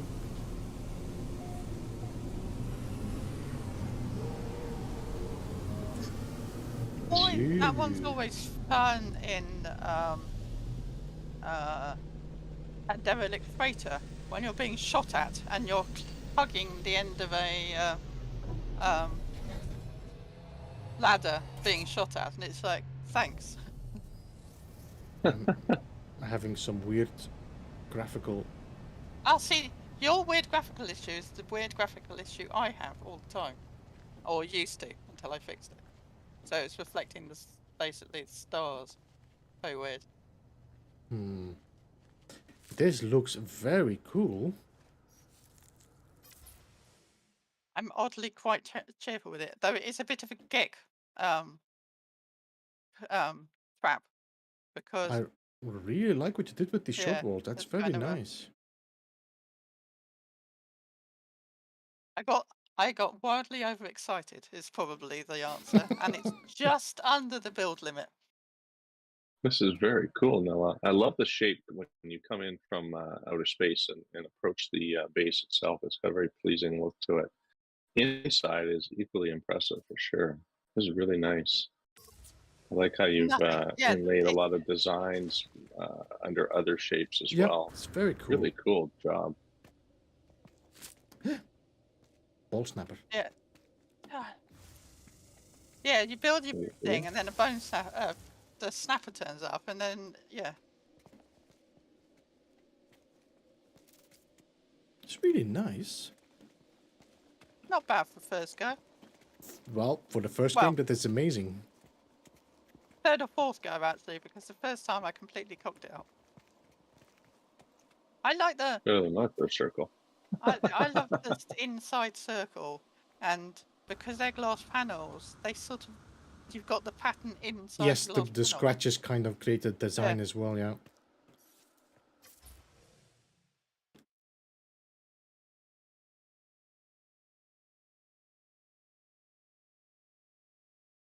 Yeah, this was an afternoon of me going, ooh, I can do this. Oh, look, I can do that. So, and I thought, how do I get colour underneath it? So actually, if you go underneath, there's another panel underneath, which is the first one I built. It's nice as well. The little patterns, these shape. Actually, this is a good idea for something. See the patterns. When I'm not doing this or doing my boring job, I take that back because it's not a boring job. It's quite a fun job. But when I'm not doing that, I do a lot of drawing and I do a lot of doodles. Hence the Nella doodle thing, which was a Beeblebum suggestion. So interlocking patterns is my thing, and it's like, yeah, I love the way that these short walls link. Yes. It has a bit of a Mandela look as well, no? Oh yeah, absolutely. Very cool. I like the use of colors. Green is so bold. And it works really Really well well with done. the weird purpley grass as well. But yeah, this slightly glitches when I look at it, so it's slightly Yeah, fiddly. that's But the sad I thing think about it's the wood, the timber. yeah, I think it's because it's so complicated and so many circles Yeah. inside each other that It's yeah. just because it's because the floors also are way cleaner surface than the previous ones, so the Yes. game just doesn't know what to render first. Yeah. I think that was a difference with the concrete floors and stuff because there was not such a perfect lineup. Yes, so now it has kittens because it's not entirely sure what it's doing. So I really love the fact that you get this kind of crossover pattern with the end of the walls. Now I need to build one that's less complicated and be able to put some furniture in it. So can't put any furniture in this one. It's work. always a challenge building small. Well, It's so I built the one we're standing on at the moment is the one I built first, and I thought, oh, I can build it smaller, and then my brain went, no, you can't because it won't work. So I probably could just take out a layer and make it smaller, but I thought, well, it's going to be that big. And then I stood here for ages and worked out that I could build one on top, which was fun trying to line them up so they were actually on top of each other. like to see glass floor panels that are the small floor panels. That would definitely give us the option of building smaller circles, Yeah. and still have the use of glass floors. The only way to have them is with the big floor panels, and so if you want glass floors, you have to go big. Yeah. But you can use the same technique with small floor tiles as well, and it'll create a much smaller circle. You just won't have the glass, and That's it's all right. very We can. pleasing. Yeah, really, I really like know. what you've done here. But I'm not blowing my own trumpet, but I think it's really cool. It is Like, very cool. now I need to go and build something else. But yeah, it's really cool. I like. Yeah, it's So I always. also like the top as well because the top's kind of. So the first level is the overlapping glass walls. I'm gonna And have to.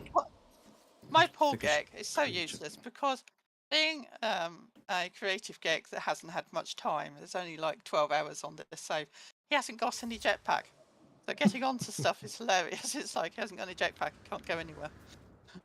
I have that with one of my survival saves. That every time I plummet to death because my jetpack is not. That's so embarrassing, isn't it? So Yeah, I just took a screenshot of the roof that you had here. This here, because this gave me an idea for something. oh wow. Yeah, the roof pieces have some really nice designs. I've noticed. I've been dabbling with that. Yes. I really like the way that Hello Games have taken the various bits of wall, and if you put them together in a certain way, it kind of forms a different pattern. I found that amazing. I just wish I've we could noticed some turn of it the off. roof caps. You can create some newer designs with roof caps, and I've used them as floors even because of the newer or different shapes. Yeah, like those That's a some of good those roof idea. caps are really cool. Yeah, they've got some really cool new shapes to the new parts that they've introduced, and I don't think a lot of players have really caught on to the fact that you don't necessarily have to use roofs for roofs. You can use them for floors or even walls too if you invert them. So Yeah. yeah, I think one of my latest builds I did that, and it created a really, really pleasing shape and pattern as well. So I think one of the ones I really like very as a floor is the ones here, the roof cap from the alloy walls. Because if you flip it around, you have like the floor with a little bit of Oh yeah. how you call it, a little of a barrier. Yes, one of my build on my normal saves like that.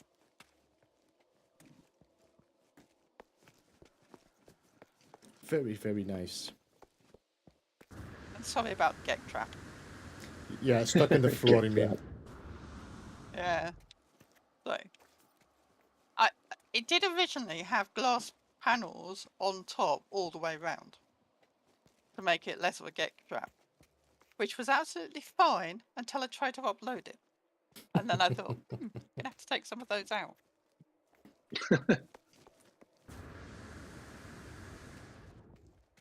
Very intricate, the design that you created on the roof there.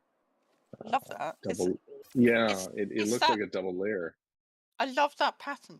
It's like, it's just that thing where you stick these things together and you get this amazing pattern. Well done, Hello Games. Yeah, Mandela is definitely a thing that they thought of when they created some of these parts for sure. I really like the use of the alloy floors, the glass alloy floors, because they've got that texture. The texture where it's like the frame of the window, it looks like it stands up a little bit, you know. Yes. And when you merge them all together, it's got a really, really pleasing design.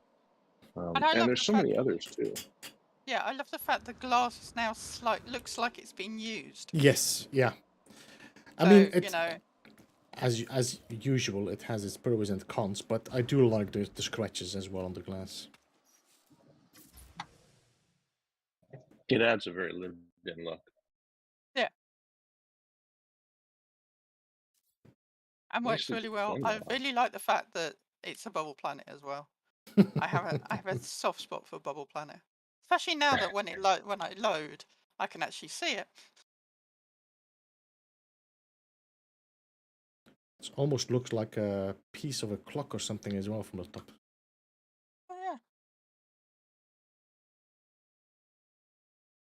Oh, that see now, you've given me an idea to make a clock, like the back. Yeah, gears of a clock.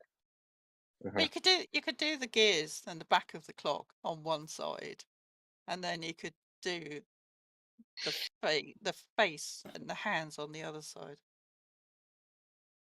Somehow, no idea, but yeah. One day we will have moving parts.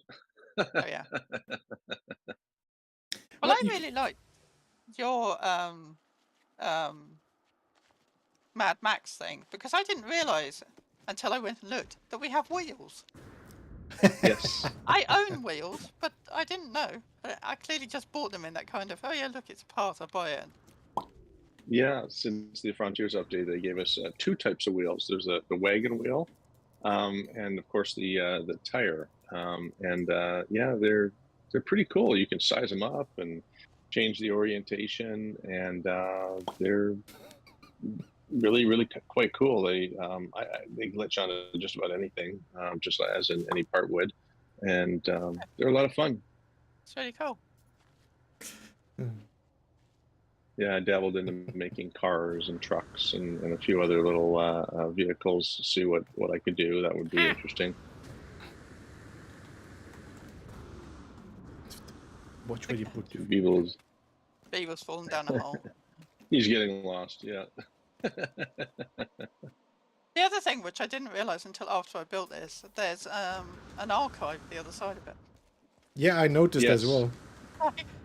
Didn't even see that until after I finished. Actually, when we did the not last year, the year before, my first 24-hour stream, when we did the build challenge, I built right next to an archive, which was not there at that time. But then when I went and visited, there was an archive right next to my spiral build I did for that first 24-hour stream. Oh wow! I've just found two erroneous tiles which shouldn't be there. That's really weird. Oops. Things you don't notice when you're wandering around. If I delete them, the whole thing will probably collapse. Very nice, very nice. Well done, Nella. And this is your first circle build, you said, so... First circle. Well, I'd say you did a heck of a job. Yes, indeed. My light is on. Let me just turn it off. Nicely done. Yo, Assisted Nomad Sky, thank you so much for the membership. Appreciate that. 07 to you. Yeah, I've just noticed there's two things in here that shouldn't be here. Things you notice after you've finished. Is this the floor you mean here? Yeah. Yeah, well, that's what happens. You can delete them then, and you have 2 more pieces left. Oh, there you go. Okay. I think actually, I think I took out probably 200 pieces to get it down.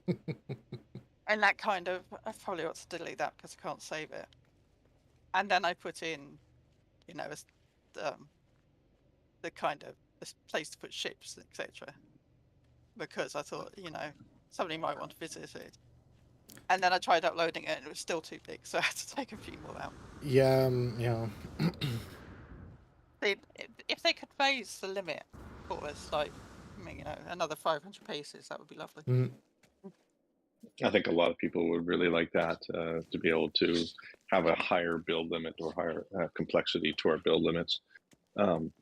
It's easy to, excuse me, it's easy to reach that maximum once you get an idea started and you start putting these pieces down, and then you get really close. And about halfway through decorating the base, you find it all of a sudden you reach that limit, and then you're like, oh, now what? You know, take and then you everything get out. Yes, it's that thing of, do you then take everything out that you put in to make it, you know, an aesthetic area, or do you leave everything in and then just not be able to do anything with it because you can't upload it? Yeah. Yeah. I think we've all been there at one point in time or another, you know, and it's so easy to get carried away with build, you know, even a 32-sided circle, and then you build up with walls and ceiling, and then try and decorate it. Yeah. Because decor takes up probably a huge portion of our complexity. You know, I did the math one day, and it's like just to put a simple kitchen together, and I had like 500 parts just in a kitchen alone.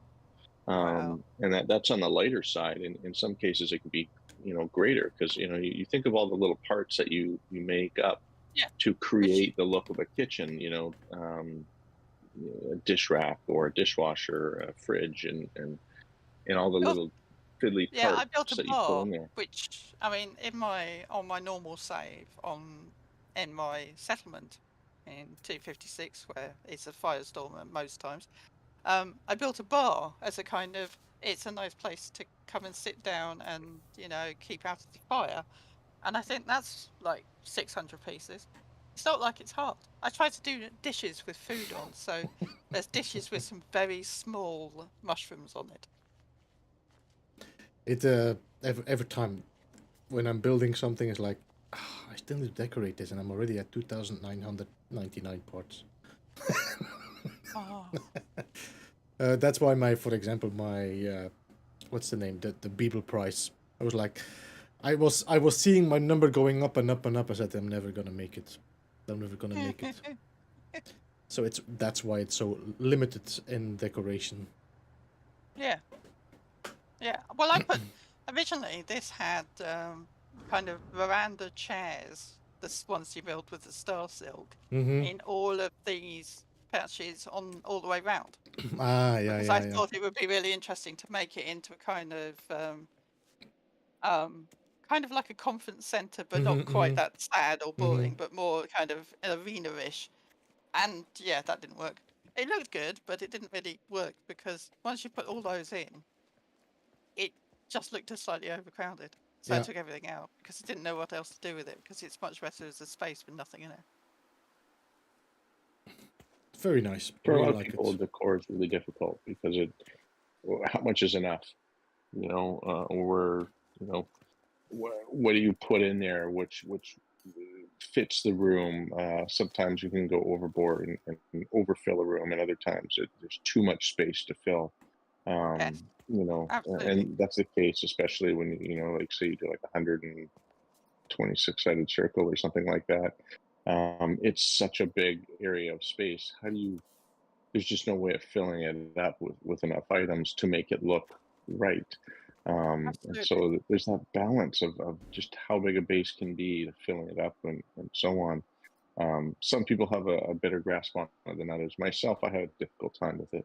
Other players like say Kale Labs, he does a very good job with decorating his base, but not over decorating it. And there's definitely a skill set required for that. I'm working on it, but I'm still not there. I'm glad to see that Beebs has gone and sat in exactly my favourite place to sit. When I come and I'm contemplating, it's very strange that I will come here and I will just sit and I will do something else. So whether it's I'm drawing something or I'm thinking about doing another build which I still haven't got around to doing or whatever, I will come and sit in this circle. It's quite cool.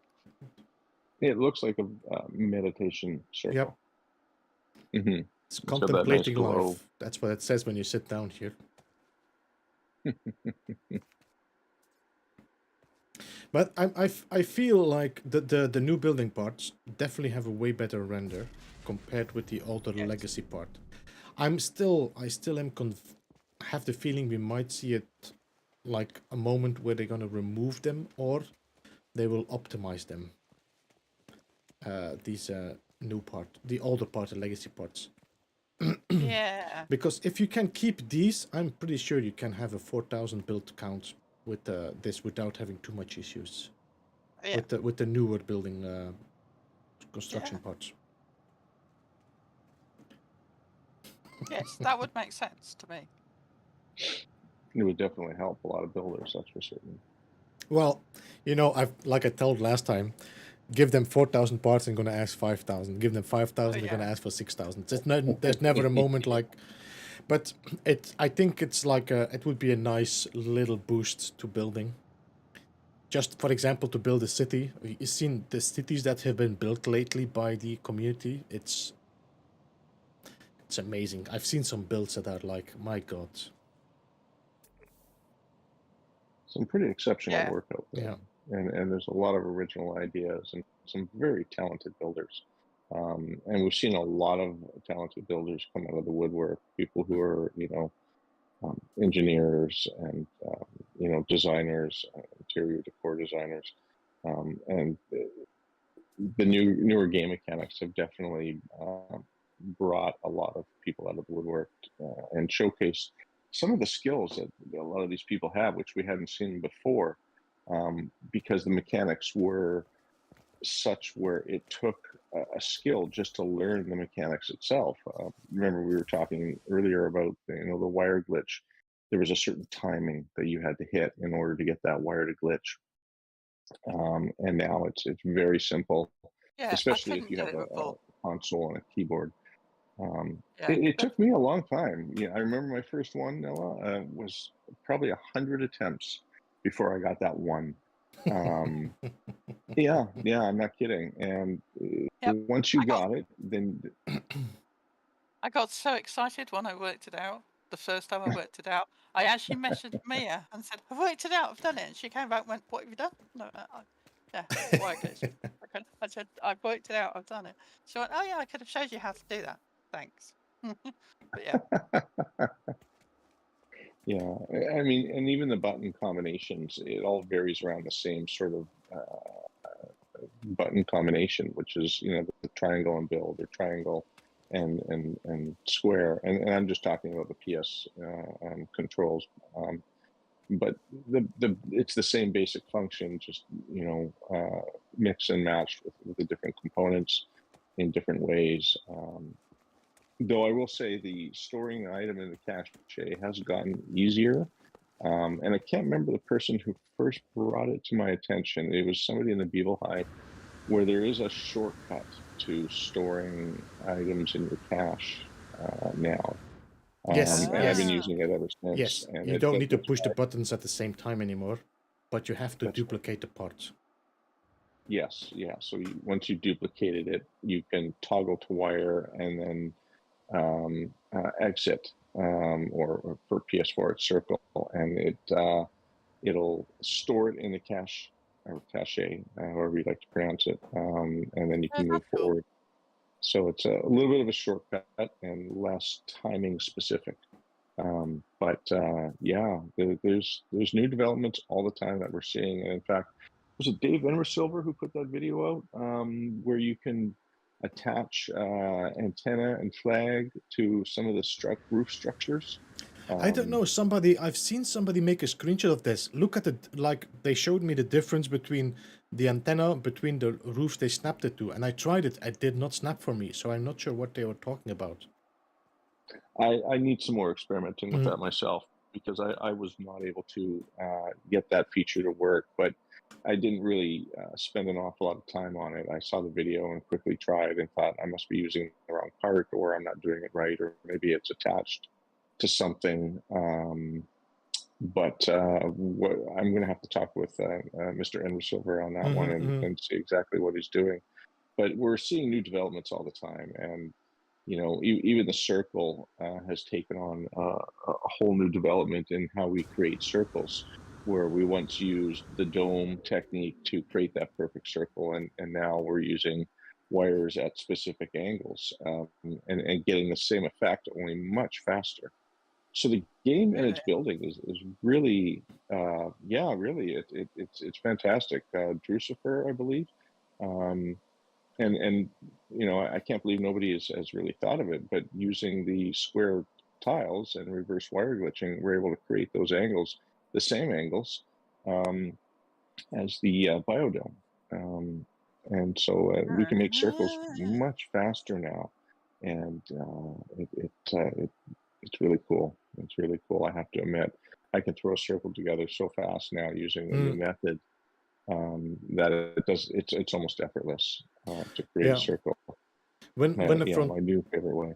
When Frontiers were released, and the speed that the new glitches were discovered was insane. And it was like it just was like the amount of discoveries that's gonna be found now over the coming years with Frontiers released is gonna be insane. And you can see the amount of ways to make circles, to make spheres, there's no more like one way to do something. There's like, you're doing it like that, I'm doing it like this, There's just like different approaches now. There's no more one pure straight way. It's insane. And people like me, who are not the builders, can produce stuff that looks like this, with a bit of working it out, watching people who are much better do amazing videos, and then you can produce something mad like this. Very cool, Nella. Yeah, and it shows that anybody can do it and anybody can learn it and still have a beautiful looking base. Very, very nicely done for your first circle attempts. They're definitely better than my first circle attempts. Mine, I missed parts, and oh boy, it was. But there was one aborted circle which I tried doing, which doesn't exist anymore because I deleted it, and then this is the first proper circle. And I kind of, because I was trying to use the old way of doing it with the planters, and my brain wasn't coping with it, and I just couldn't get my brain to work it out. Yeah, but so also I went to watch some more videos, and then came up with this one, which is one of Beeblebum's way of doing it, and then thought, oh yeah, that's really easy. I'll do it like that. Yeah, since Frontiers, there's definitely some changes there that, the what was it again? How did I call this again? I forgot what I called this glitch, and then they dropped Frontiers, where we reversed the wire into, I don't know. Anyway. Total wire control? Is that total wire control, yeah. That was like a glitch that lasted for a month, and then they dropped an update. It was a great glitch, too. I used that in the short time that you discovered it and then showed it to everyone. I used it heavily, and allowed me to create a lot of shapes and designs, which opened my eyes to a lot of things. And now we use the reverse wire glitch to do the same sort of thing. And there's no looking back now.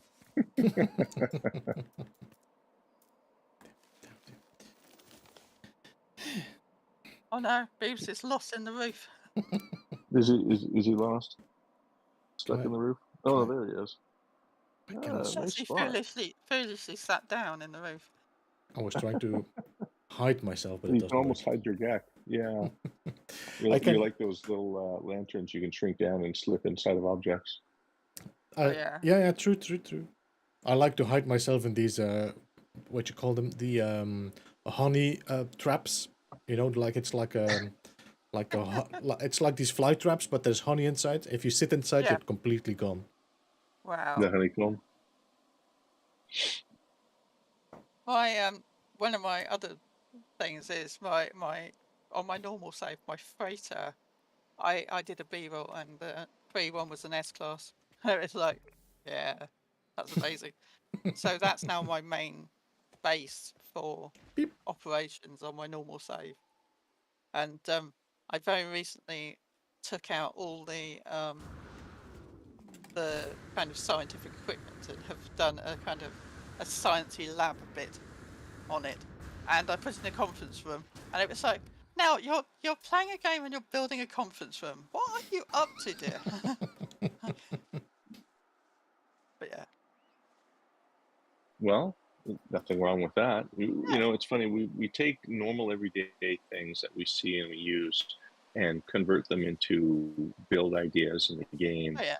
It's only natural, you know, Absolutely. to build a kitchen or a bedroom or like you said, a boardroom, because you know it's what we do in real life. And so you know we see these things, and I know myself. You know, I'll be walking around my city and I'll see a structure and be like, you know, I think I can build that with the parts of No Man's Sky.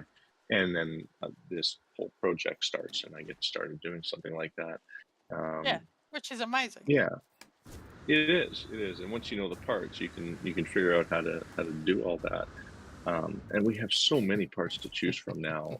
Even still, you forget that a part exists. And then you come across it one day and and you think, why didn't I think of this before? But yeah, we have a lot of parts, and of course we could always use more. But as somebody once told me, you know, throw some parts on a wall and see what sticks. Merging parts together, you know, glitch stacks and various other things, you can make some really neat designs and shapes. So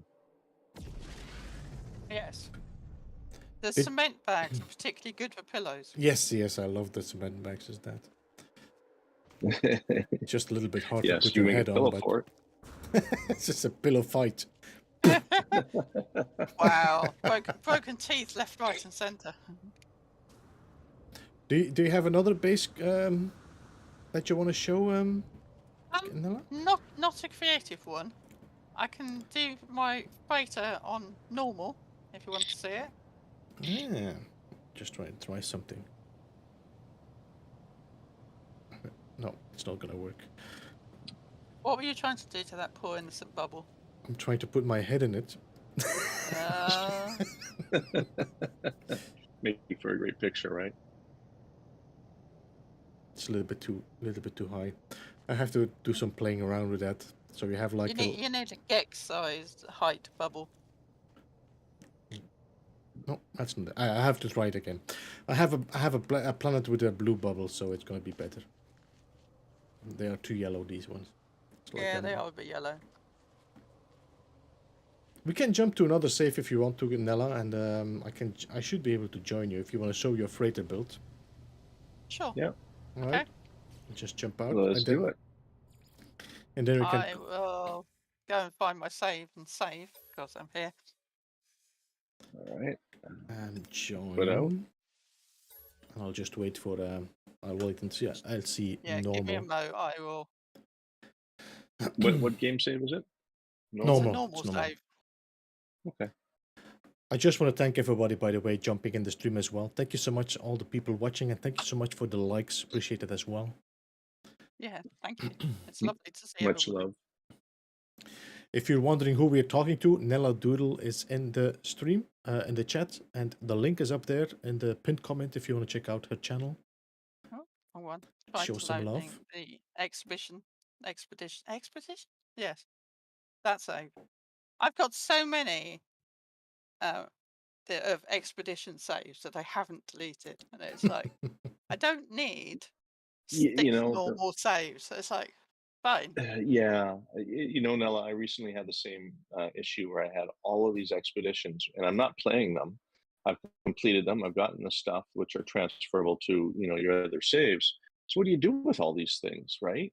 And there's items in them which you can't get anywhere except for playing the expedition. So recently, I used my PC, which I have the game loaded on it, but it's almost a brick. And I loaded up my PC save and transferred all these items. I got a freighter and made storage rooms and loaded up each save and joined myself on my PC. Loaded them all up and joined myself on PC and gave myself all these materials and stuck them in the storage container. Um, and I went to one of my other saves that had space and storage and gave them back to a save that I would wanted to keep. Um, one of my normal saves, and so I kept everything that was of value, like for example the station override key, which we still haven't gotten a use for, right? I saved all those little items and put them, onto another save in the storage containers. And then when I had all those things stored and I didn't have anything that I really wanted to keep, I deleted all of them. It created so much more space on my I need to saves do that. and less confusion, much less confusion. Um, I can see it. Somebody may have, an in-game company where they go around helping people transfer their save items to other saves. That might be an interesting thing for somebody in the Yes. game that might want to do that find themselves useful. I see a lot of people do useful things to help other players in the game. Like helping players out with items, money, or nanites, or various other little things. Absolutely. I could definitely see somebody doing that as a useful thing to do. Much like the coordinate exchange, a lot of those players, they find ships and multi-tools and then share them on a coordinate exchange. It's a very useful thing, and they're designed to help other players within the community, and so that's one of the roles that some of those people have is they help other players by doing those things. So that's Absolutely. a really cool thing that I could see somebody doing now, and we'll have to see who comes out of the woodwork for that. Yeah. People you trust to give your stuff to, which is good. I am on my freighter. All right. Are you? Okay. Let's join Nella. I was My- waiting for one the of my- confirmation. Sorry. Too busy chatting. One of my living ships comes from one that Flowery found. Oh, And right on. I went and got the coordinates and is, I think it's the only living ship left, I think I only have that one. I wonder. Ooh, look at that. We're seeing some Normandy and living frigate here. Yeah, this you got a is- full fleet here. This is the save that has everything. Hopefully you can land, because Normally there should It's not- always be 3 spots free. that's good. This is full of ships. Yeah, I see your ships. Okay. Yeah. I'm coming in with my Beeble Vanguard. Some very Yeah, attractive that's ships we've got here. Absolutely lovely. The one that I don't know where I found it. See, I have a ship like this. So the ship I use all of the time is the one over here, when you're out of yours. And I have never found another one. The only person I know who's found another one that looks like this is Beeble, and he found it in a galaxy far, far away that I had never been to. So I've seen a ship like these before. Their wings are very attractive. How they're just these little Yeah. tabs on the sides and of has a wood. droid. Yes. I particularly like this ship. And it's It's called the very Force of attractive, Gravity, yeah. which is also an amazing name, and has not been changed. You know, I wish we could see what Yes, other I was just what about to other say. player ships. Yeah, I wish we could see what they're named. Right. So what's I it named sort for of you? understand. Yeah, I mean, I do understand that we can't see what people would name their ships because we can customize our own names. But I would Yeah. like to be able to see the default name on some of these ships that players own, because some of them are absolutely hilarious. Like Owl of Destruction or something to that effect. There's some really funny names. I'd love to see more of them. You guys are Yes. not happy. You're not happy with me, just with me. No, you have to see the game. Okay, good. You want to see what the ship looks like? Yeah, Dear, oh there's. dear. Oh, I left it on the. Wow. I left it on the full screen camera. uh,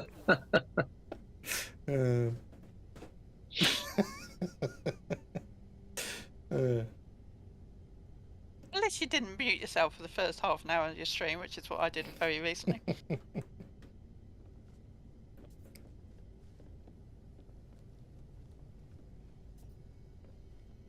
Yes, I The particularly blue like this needle ship. nose you have over here in the center. That was So- a really nice looking ship. for the people wondering what we are talking about, this is the ship from Nella Doodle. So that the white needle nose is the one from the Twitch ones. I have done nothing One of the with Twitch it. drops. Yeah, I've done Yeah. nothing with it, but I really wanted it, and it's one of the ones I didn't get, so I bought my own. I basically used the save editor to get it because I wanted it. It's like, I want this ship. And then most of the This other one ones here just, with the vector wings is nice. yeah. Yeah, you can This see one's got really nice you can lines. see that I really like the fighters. That's actually not a bad idea. If the- somebody wants to show off their ships next time when we have like an interview and somebody wants to show off their ships, it's possible in the freighter. It's a good idea. Yeah, you And can then- see 6 of the 9 in the trader. No, I just hang on. I Let think you me- can let me switch find it. out how it actually go. You can switch. It'll allow you to switch to Oh, yeah. another ship in the lineup. Yes, so still Quite got often I do that. 2 living ships. God or Another legs, feature KJ? that's not often. But I love this guy. He's gold. Flowery, what did you do? Yeah, Golden I black. Flowey will complain because it's you know, it's not quite a chicken, but I'm always teasing Flowery with his living ships because I say they look like testicles. They're nice though. The golden color, that's really cool. Hmm. I love it. I think it's really beautiful. And the other There's a ones, lot of potential. can you swap ships in the? In Yes, you here? can. Yes, you can switch Yes. your ship like you would do on a normally, but it will switch it to the ship that is. Yeah, there it is. I see it on the other side. You switch to a living ship. Yes. Yeah, the last ship that you exited will be the one that disappears. So the one that's on the other side is the first living ship. So from the actual quest. Okay, I can't. very similar. And I can't refuse to see give it that. up because it's very beautiful. But I called it Sitrimir, which is the name of the house that Freya owns, which is also a ship from Norse mythology. Mm. So I have a feeling you're looking forward to God of War Ragnarok then. Oh yeah, I haven't played any of the others yet. We'll play the others. I actually enjoyed God of War, the last one. I have watched Bruce play all of the God of War games, Mm-hmm.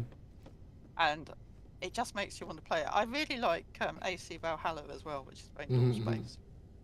Right, so this ship is kind of made to look like it's had lots of owners. So you'll find lots of posters on top of each other and weird things on walls and whatever, and some glitching things because Gex glitch a lot. Ooh. But Gex got a glitch. so Ooh, look at that. That's a good concept. Very colorful. So basically, it was probably owned by a Corvax at some point, and then I've got. That's weird. That wasn't there last time I was up here. Dunk. Just got a headache. Delete that room, which shouldn't be there. Yeah, it did. It had a weird 5 minutes. I think it was too complicated, and various things just stopped working. So all the bits for the ships are over here.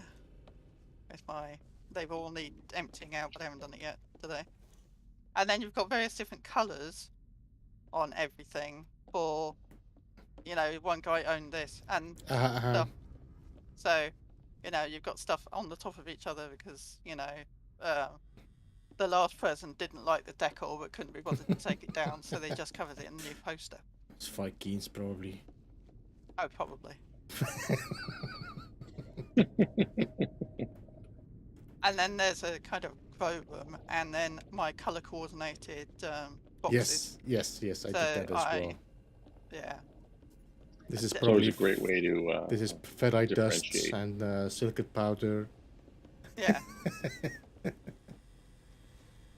And actually, if you were in mine, you would see that they are absolutely packed full of stuff that you do not need, because, yeah, I will absolutely pack it full of stuff you do not need. So basically, this is where the normal crew would reside, and then over here on this side is the crew lounge. I am getting some weird glitching. Could be multiplayer. And we are also both on Yeah. Wait, no, DG is on PS5 now. I'm on PS5, yeah. Yeah. Yeah. So there's definitely a little bit of a crossplay issue, so but that. Yeah, it doesn't surprise me. So this It's side still pretty is good, though. the kind of the mess area for the general people on board, and it's got there. You just got some ice cream. Wow. Yeah, you can have some ice cream too. Thank you. Not just any ice cream, vice cream. Awesome. Vice So, yeah. cream. It's a bad. So this is where the normal people hang out, and they do whatever they do and watch the fish, and stick all their storage stuff in around, because they're gonna put stuff. And then on the other side, that's very strange. That's a sticker you like, no, DG? Which one? No, of course. Cafe 42. That's my home. Now over here is the officer's mess. Ooh. I like what you did with the table designs here. Slightly more easy, and whatever.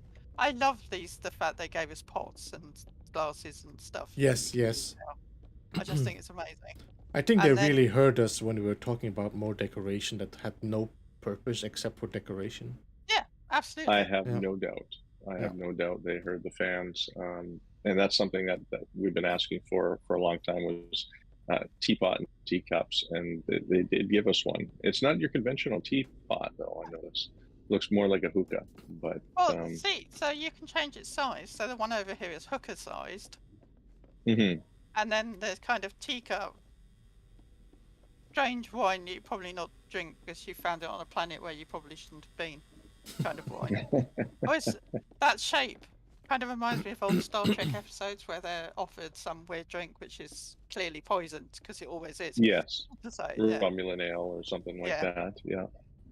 And then my most recent addition was this. We can make a mustache. What's that? You're making mustaches. Oh, that's brilliant. I feel a little bit of Poirot coming out. Excellent. And then the most recent bit, which isn't finished yet, is I've done a conference center, which is basically lecturing. Oh, yeah, you got a little classroom. If you're going to have... Yeah. Well, I was working on a principle that if it gets multiple owners, then you need to retrain your staff quite a lot. So this is your retraining your staff area. What you going to teach us today, Nella? This is very cool because this is a similar setup. Do you have a projector? We sort of have a projector using that, but I don't think it's good enough. So what I'm going to do at some point is I'm going to build a light which looks like a projector. If you check my video I made about Zendesk, I think it was Zendesk, or was it about the could be also the market crashing. I made like this with the screen with a little podium here and a projector, and I was explaining it on the back here on the podium. Like I was actually explaining with graphs how it was working. Oh, that's amazing. Yeah, I So definitely check that out. when I was checking this, I was like, I recognize this sign, the same style. Yeah, because all this stuff, all this kind of sciencey gubbin stuff was downstairs, and it didn't really work. And I thought, I'll just move it upstairs, but it's not finished because, I need to add occasional tables and a few other things. And, I was going to add a desk on this side with a buffet on it because you always, at a conference, have a kind of buffet on the side. Yeah. With tea and coffee. And now you can have windows.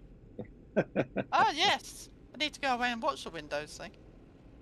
It's very simple once you understand how to do it, and I can't believe nobody has discovered it sooner. But now that it has been discovered, I've been going hog wild creating windows on my creators. Fantastic. I will do that. Yeah, I was thinking that actually yesterday, that it would be really lovely if I had some windows. So I will be definitely. It's actually pretty. I mean, it's pretty clean as well once you put it all together. Excellent. But I am assuming that we will see some. There it is. Okay, I'm pretty sure we will see some windows coming soon. Every time they figure something out, Hello Games comes in and said, "Here it is." That's right. You remember the fireplace? We created fireplaces for ourselves, and then they gave us one. Fireplace is brilliant because it was properly silly, in a kind of.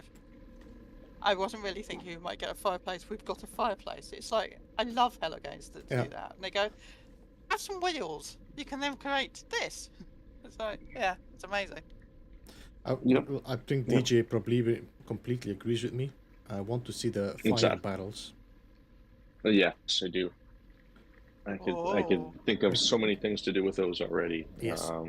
I would put these fire barrels in these discs that we have as well. Oh, that would be amazing. Because I don't know what you call them anymore. What you call them again? The oil burner? Yeah, I don't know why there's no flame coming out, but okay. This one? Yeah, that one, that one. So if you could combine this with the barrel, that would be perfect. Yeah. As it stands, I've been using acrylic coral in this, and it looks like a little flame coming out. I've seen that. And it has a nice look. Yeah. Yes, I wondered that when I was looking at those. Why do they not have fire? Yes, I was like, okay, this is an empty oil burner. so you have a pot that looks like that. Why does that not have a fire in there? Is this a fire pot as well? That's a fire pot. Yeah, it's an ash pot, I think That's they call an ash pot, but you could still put... Kiln-fired pot. So, it's just a pot that's been... pottery, Yeah. So there's a little lid in there, But a flame. And we've got lots of boxes and crates and all kinds of things like that. I have a very soft spot for boxes because of this one's one of my new favorites. Oh yeah, I love that. These are great as spotlights, by the way, as well. If you have them on the ceiling. Yeah. Turn them upside down and put them all kinds of places. These are great, and I love how they're lit up. This is one of my new favorite little building toys. Trying to fit these things in it, but it didn't quite work, so I need to take them out and try again. So, I need to... It's that perfectionist thing. So this one is completely out, but I got annoyed with it because it's moving its about, but it's like... It's not fitting, but the one over here is less good. So. Although if you resize it, you might be able to slip it nicely inside the pot. But I wish we could resize these space whales. I mean, we can resize any part, but I mean, I wish we had the scale. The native option scale on these. Yeah, because these ones are really cool. I really like them. And you can do a lot of little things with these whales as well. I don't know if you've tried merging them together or run a circle or anything like that. Creates a really interesting, kind of creepy, organic sort of looking thing. But you can do some really cool things with them. This would actually be a good one for another Halloween build in the future. Oh, definitely. Oh Yes, definitely. I have some weird creatures if you saw my build, my Halloween build for Zane's Road. Oh yeah. That was a great build. I don't think it got a lot of attention. I think that maybe the timing was off on that one. Yeah, but but that was a really good build, Beeps. You had some great ideas, including I think you had a hanging lantern in the tree, and some really cool ideas that if you didn't really look, you'd miss them. A lot of detail. Yeah. I like the fact that you can very easily mess about with stuff. Yeah. There's a lot of So you freedom. can just fiddle with it. Yeah. So, for instance, the thing with the Viking and Gex over there, even though it's glitching slightly, I kind of like it that they're superimposed on top of each other or whatever.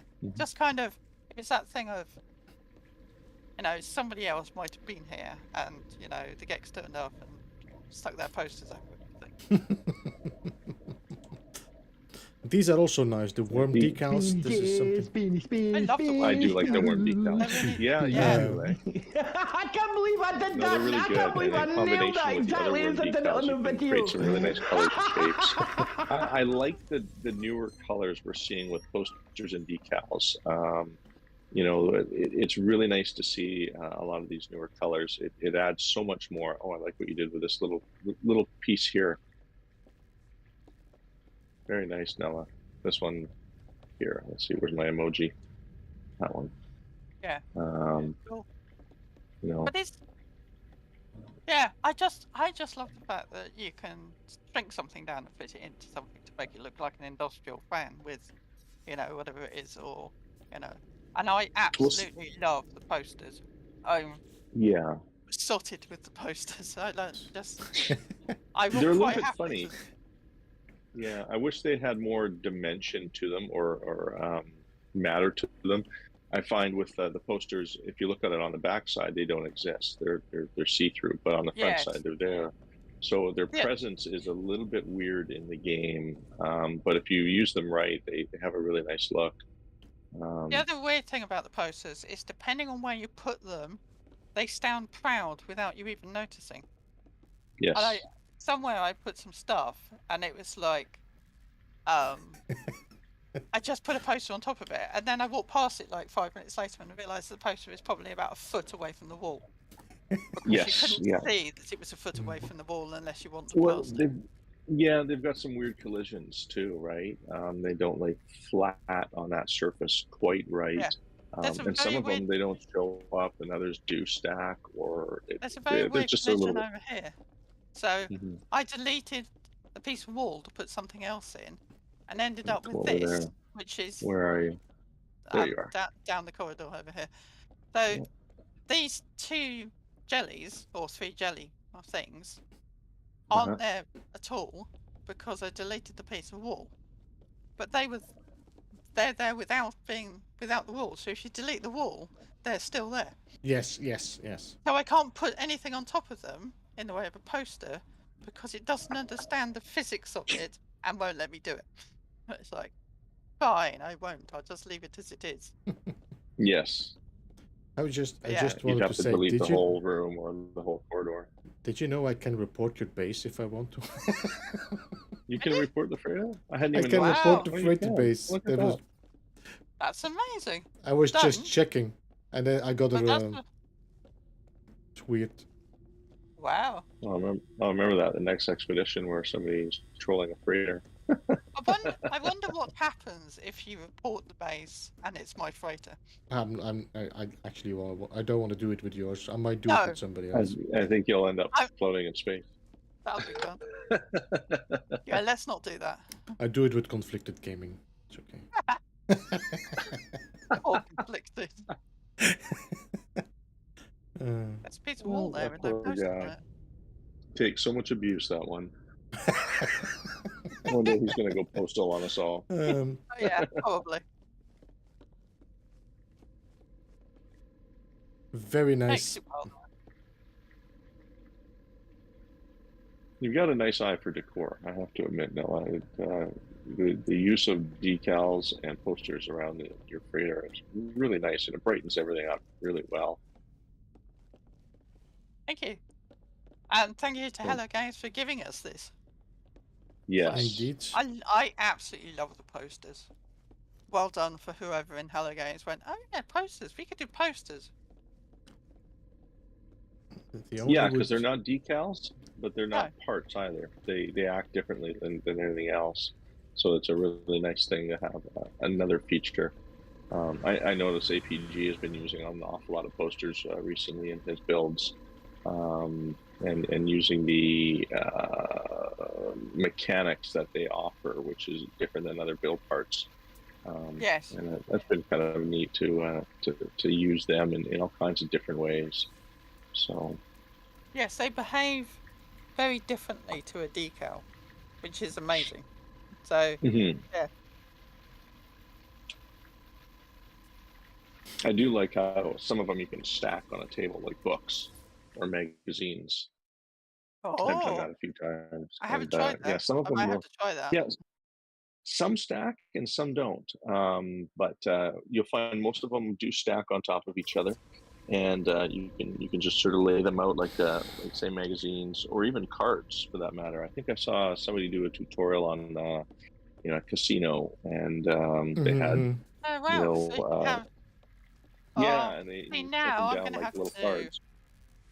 Yeah, that's given me a nice idea. There's a table here and nothing much on it. So if I move some of the stuff about, I could make it card game.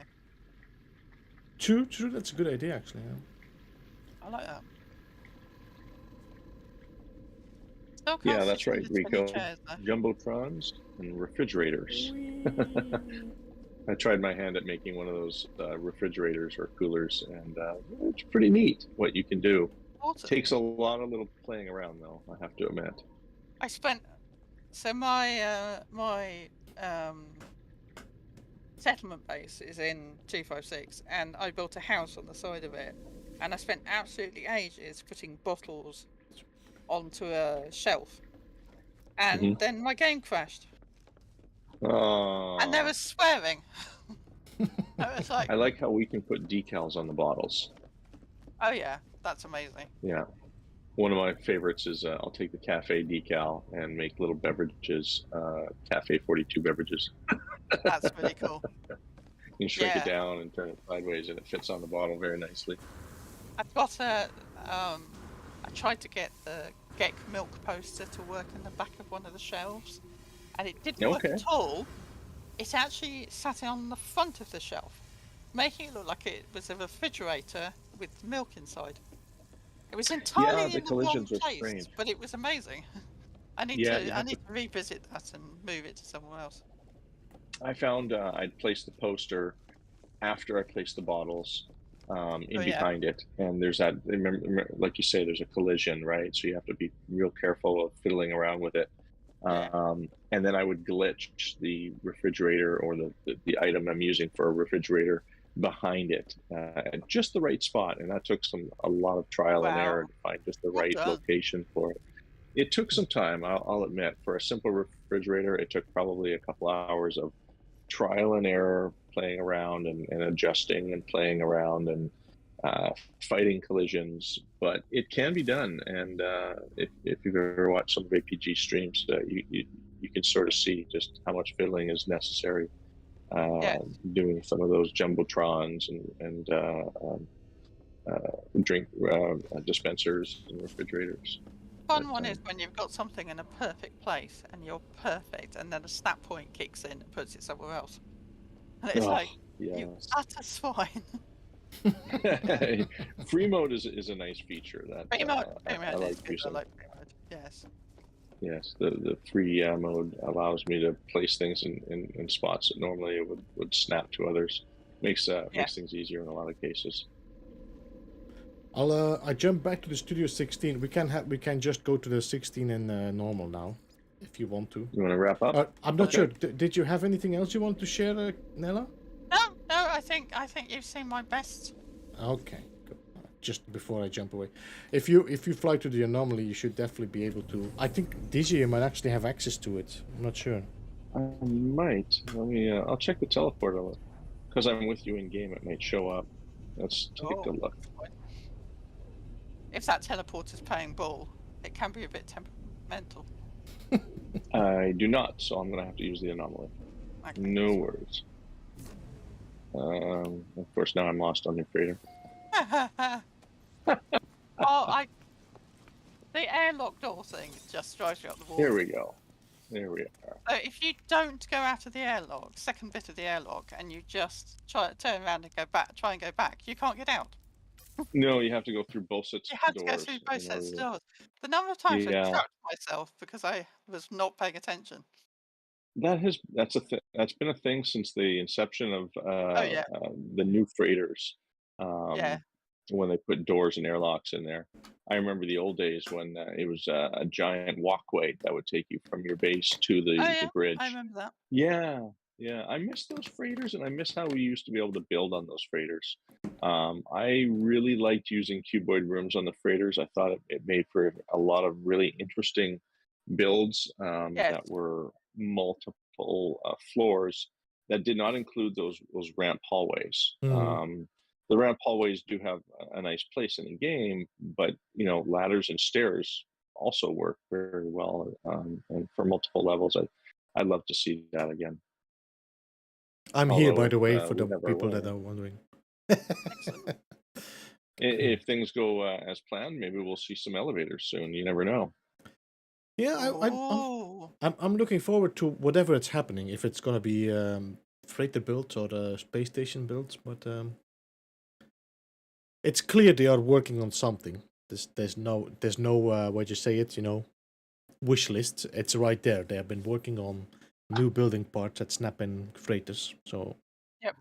Well, they're in the game files, yes. Yeah. So hopefully soon we'll see them, like the windows. Yeah. And it's great that we can make windows now. That's fantastic, and I can't thank Drucifer and Kale for figuring that out. But I would love to see actual windows that we can place in a game Yeah. that would snap. Oh, looks like I've got a freighter battle. I'll be just a few moments, you guys.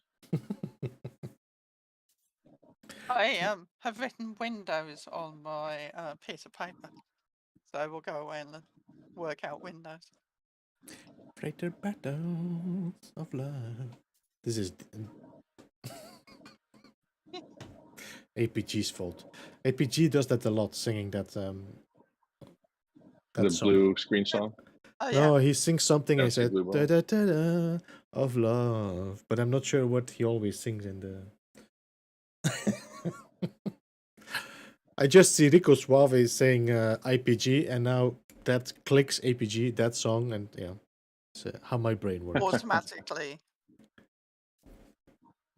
No, APG has been doing some great things on his freighter with the in the city and in the freighter with the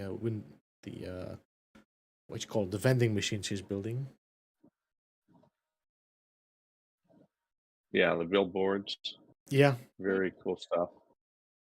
I need to catch up on a lot of people's streams. I've been so busy with boring work things lately that my watching of people's streams is bad because I can't watch work. It doesn't work.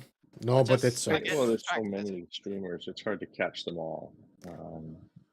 There's a lot of them out yeah, there. that's the one Platinum. Roller Coaster of Love, that's the one.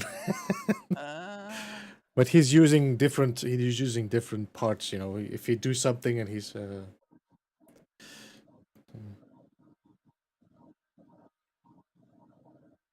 Oh, nice planet. Figures I got 8 pirates to shoot. 8 Do you want us to pirates? come and help? Yeah, 8 pirates for this freighter battle. The thing is, they don't show up in multiplayer, I think. No, you aren't seeing what I'm having to fight, which is not that bad. Just I'm in a ship that doesn't have a whole lot of tools on it, and it just takes a little bit longer. All right, go away, Laylabs. Thank you. Beeble does not need you. Look at you, you're commanding in your chair. Now, slightly different gag. Yep, it's another gag. A polo gag rather than a Beeble gag. In the meantime, is there anything you're looking forward to yourself, Nella, to like an update towards like Something you want to play in No Man's Sky, or? I would really like quite a lot of what's already been talked about. I think proper deep oceans again would be brilliant. Because we had a lovely update, which was Abyss, which had, deep oceans and the ability to build amazing things as water and, go and get scared in the water. And then those things changed and we don't have that anymore. It'd be lovely to have it back. Yeah. And yeah. I was just going to say, one of the other things I'm going to go back into building, because I've watched a few more builds. I've done various builds of, a square building that looks like this, but I've made it pretty inside. And now I want to go back to doing weird things. Yeah. I mean, it feels like they come to a point where nothing is really impossible anymore for Hello Games. If they want to go for if we want to go for deeper oceans, if they want to add sea creatures that are only living in a certain depth or something, I think it is something they are really easy for them. Well, easy. I mean, something they are able to manage. They kind of have proven that with their latest updates. I mean, I've been really impressed with what they have been doing in the last year has been really impressive. It's a nice taste into the future. Yeah, we may see living freighters at another time. We have the frigates, and we do have living ships. So we might just see organic freighters in the future. And they've given us so many things which have blown our minds. We got new ships not too long ago. Never thought we'd see the day where we'd see new ships again, new multi-tools, a whole new, revised Sentinel gameplay. So many new things in the game that we can do. And it's changed the whole landscape of the game. Absolutely. The Sentinel update was hilarious for me because I hadn't read the patch notes because they hadn't come out, and I logged into the game and I was in my settlement and I fought a bunch of Sentinels that turned up, and then I flew away and then got into a Sentinel battle. And I did what I always do, which I went back to the planet. And they didn't stop coming. And then I spent 10 minutes going, oh my God, I'm going to die. And then I killed them. But that took a lot of effort because I wasn't expecting this, wow. And it was amazing. I think they fixed that bug. I had that same bug. It now. Yeah. Yeah. And it was a little frustrating because you think you got them done, and then another group spawns, and you're like, I'm not seeing, like the wanted level go up. They just keep spawning. And it was great farming, but not what I wanted to do that afternoon. Yeah, I had that one where if you go to a trade post, you then get attacked by pirates continuously. And because I was in combat with them in the sky, I couldn't get my ship to the trade post. So I spent a lot of time running away. Yes. To the point I could get my ship back. So it's like, can I please have my ship so I can fight the pirates? Yeah, that whole mechanic changed where they now attack the trading posts. They did make a bug fix where they're not attacking you at your base relentlessly anymore. I didn't mind it too much, but it was a little annoying at times, and I think that just goes with how they designed that particular update, where they wanted to have a more pirate or combat presence in the game. So they added that feature, and it was a bit much at times, but they scaled it back and made adjustments. They've done a pretty good job since, I think. Absolutely. Yeah, I think yeah. Yeah, much less like you're going to die every time you log in. Yeah. Is there like a favorite update for you, Nella, that you have, like that you say like this is the update that is like my number one, top one? Oh, that's a horrible question. Because the answer is no, because the game. So, having played it from the start, it's changed one hell of a lot. And actually, having said that, I was going to say no, but oddly, Companions update came at a perfect time. So when I was in lockdown, I basically had a nervous breakdown Mm-hmm. from work and stress and the lockdown and whatever. And then my favourite game introduced pets. And I spent quite a long time wandering around the planet finding a perfect pet. Mm-hmm. And I Mm-hmm. know it sounds really stupid, but it was a real boost to Yeah, my yeah, yeah. mental state at the Mm-hmm. time, especially as I live in a flat where I'm not allowed any pets. So to have a game where I could go away and get a pet, and they're not just a stat. So in most other games, when you have a companion pet thing with you, like ESO and WoW and other things like that, they're a static thing that you can't interact with. Yeah, yeah. So you can't pat it, you No, can't no, tell it no. to go away, whatever. But the companions in No Man's Sky are amazing. I mean, you can have everything from a tiny thing with fluffy feet and whatever to the biggest dinosaur in the world that kicks you off a planet. Though I'd like them to bring back the kicking you off the planet thing, because Banana Tom and Mia and Moose and I used to spend a happy time being kicked into the middle of nowhere by his dinosaur. And it was funny, but you can't do that anymore because they've changed it so that you don't get yeeted across the world if you get stood Yeah, on by that's the. pets. But that's the thing, we have so many people playing this game, and some people enjoy it, some people don't, and I think Oh, absolutely. it's just who is the majority that ask for it, Yeah. and then the update gets changed for it. I Yeah. mean, that's why they Maybe you thought. can have a toggle for it that, allows True. you to be yeeted Yeah, across the planet. But yeah, yeah. I think that's why also they did a lot of changes to the pilot update, because there was a lot of negative feedback about it. absolutely. And even though you try your hardest, you can't please everybody all the No, time. that's true, and I think they also know that. I think they are doing a really good job, Hello Games, to keep everybody happy at a certain possible rate. Yes. Yeah, for me, I would think so. my favorite update was Beyond, because that's the update that pulled me back in, and that's the game update that Oh, yeah. has stuck me around in No Man's Sky. That's when I started making my channel, and so. Yeah, I think There's had they not done Companions, Beyond would be mine as well. Yeah, yeah. the Companions update was probably one of the most popular ones. I noticed myself that there was a huge influx of newer players that came back or started the game when the Companions update was released. For whatever reason, owning pets is all it took for a lot of players to want to play the game or Yeah. find it more playable. And maybe because the game is such a chill game to begin with, that having pets just sort of seemed to fit in with the whole idea. But the ability to own pets, and now of course we can own, was it 9?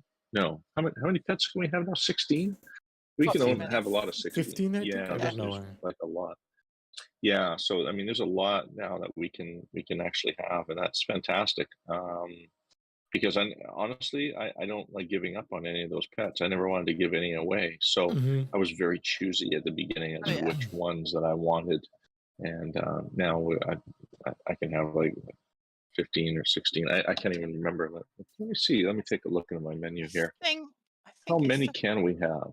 I think it's the first 6, expeditions. I think when they brought 18. that in, um, the planet that we started on had a kind of 6-legged cat thing on it, and I wanted one. So I took my normal save all the way over to that planet, got one, and I had it for absolutely ages. And then because I found something else that was equally good, I gave it up. Which means I now have to go and find those coordinates again so I can go and get it now I've got however many pet slots. But if you have a base in, I don't know, you could find somebody that has still the base in Expedition and then fly to there, but yeah. Somewhere I have got a screenshot with the pet on it, and Which was that? Which expedition was that? I think it was the first or second one. Somewhere I've got a screenshot that's got the coordinates on it. But considering there's about 30 gigs worth of No Man's Sky pictures sitting on an external hard drive. Could be there for a while. Yeah, you I'm could be just doing some scrolling. I'm just thinking if you could find somebody's guide that actually is talking, because I've been trying to make sure that my portal codes are showing when I'm talking about the rendezvous points. But yeah, I don't think I did that Yeah, for that's a good idea. players. Yeah, I'll have to check. But it's a lot. It's just that, you come across a pet and you think, I'll keep that. Well, oddly enough, I have a very, very aggressive pet that won't kill anything at all. And I have a pet that's neutral and kills everything. It's like, thanks, mate. There's something about running around in a landscape with a pet, much the same as taking a dog for a walk. It's that same thing. You get that same interaction. I have the same when I have a robot pet. That's when I feel like I have a dog with me. Yes, yeah. they have personalities, and they all do. Even the same type of creatures, they all have slightly different personalities to them. Some are more jovial, others a little bit more aggressive. One of the mascot pets that I have from the cafe is I have several of them, and they all have different personalities. It's quite funny, and depending on which one I feel like at that time, I pull one or the other one up. But they've done a really good job of giving each of these animals, or companions for that matter, personalities. And if you hang around with them long enough, you'll see their personalities, and you'll see their personalities change as well as they gain more of your trust, which is also really encouraging to see. So there's a lot more to the companions than meets the eye when you just plain adopting one and then calling it a day. You can do a lot more with them just by earning their trust, and of course the modifier as well. A lot of people love using the egg sequencer, and modifying their pets and changing them into things that don't even exist in the game. So that's always a really cool thing as well. I know you did a little dabbling, didn't you, Beebs, with the egg modifier? I did. I just got a little bit disappointed with it, so I gave up on it. You do. There is a little bit of playing around. It's very much like the nutrient processor, where there isn't exactly a guide on what does what, but if you play around with certain items in your inventory, you can create some interesting companions for sure. Yeah. Mhm. So almost all my companions on this character are short because I'm a Gek. Apart from some of the proto Geks. So I was given, I was in one of, in the Nexus with Captain Steve ages ago, and he was giving out random eggs. So I was giving out random eggs and random stuff, and we were basically helping the community out. And somebody randomly gave me an egg for a proto Gek. It's enormous, it's blue, and it's insane. It runs around in circles like it's never needs to stop. And it's like it's on a Duracell bunny kind of a thing. And I love it to bits, but God, it's tiring. It's like Yeah, having a toddler. I think Protogeks are my favorites as well. The Protogek and the robots. These are the two that I really like Yeah. as pets. The robots always remind me of my sister has a lurcher, and the robots are exactly like a lurcher. They just run about and chase things and run up and down and are annoying occasionally, but very loyal. They're just so excited, they run everywhere. Yeah, they remind me of dogs too, Beeps. They run over here and then they run back, and they run over there and they run back, and they start running they're around you. constantly running. Yeah, and they're so fast too. I think they're probably one of the fastest of all the companions. Yes, they are. How fast they run. I actually made a racetrack using them before that we could claim any pet on any planet, kind of thing. You could ride them, but you couldn't claim them. Yeah. If I'm not mistaken. Yeah, so they were a lot of fun. If you look closely, you could see that the companions update was coming. But I think we're also excited to see some of these newer creatures in the game that we didn't really think too far in advance. Well, I think it's great to also every time see, because when they made the pets the companions, then suddenly people started modding them. So suddenly everybody had a worm as a pet. So Hello Game said, you know what? Let's just make a worm. so everybody can has a pet as a worm. So it's nice to see them. Then they gave also the robots, the quad as a pet. So they always try to make sure that everybody can enjoy it the same. I'm really Yeah. glad to see. I have always wanted a Sentinel bee for myself. So we have Laylaps now, Mm-hmm. and I now have he's annoying, and I have to turn him off. I have one thing about Lay Labs is I wish that you could have more conversations with them Yeah. because Yeah, they yeah, kind of just say hello, which is fine.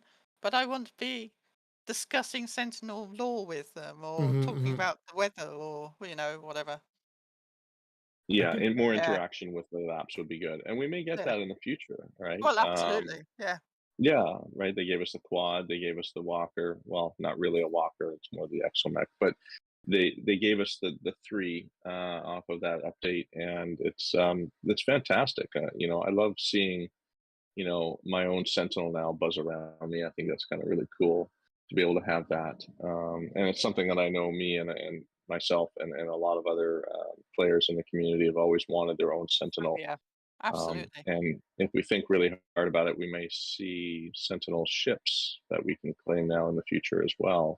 So it's not too far out of the ordinary to think that that might be something that we could expect in the future. Yeah, there's a lot of building stones they have to constantly evolve on the game and allow us to use it.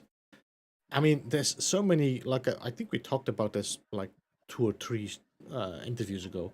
That there are so many building parts they have that we are not having access to that they can simply just unlock for us and give it to us as a building part. Yeah, So there's still so much it can do without too much work.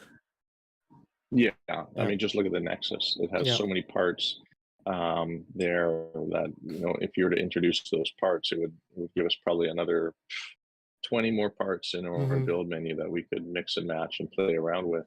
And I know there was a mod that was it Kibbles was playing around with, where he was playing around with a lot of those components.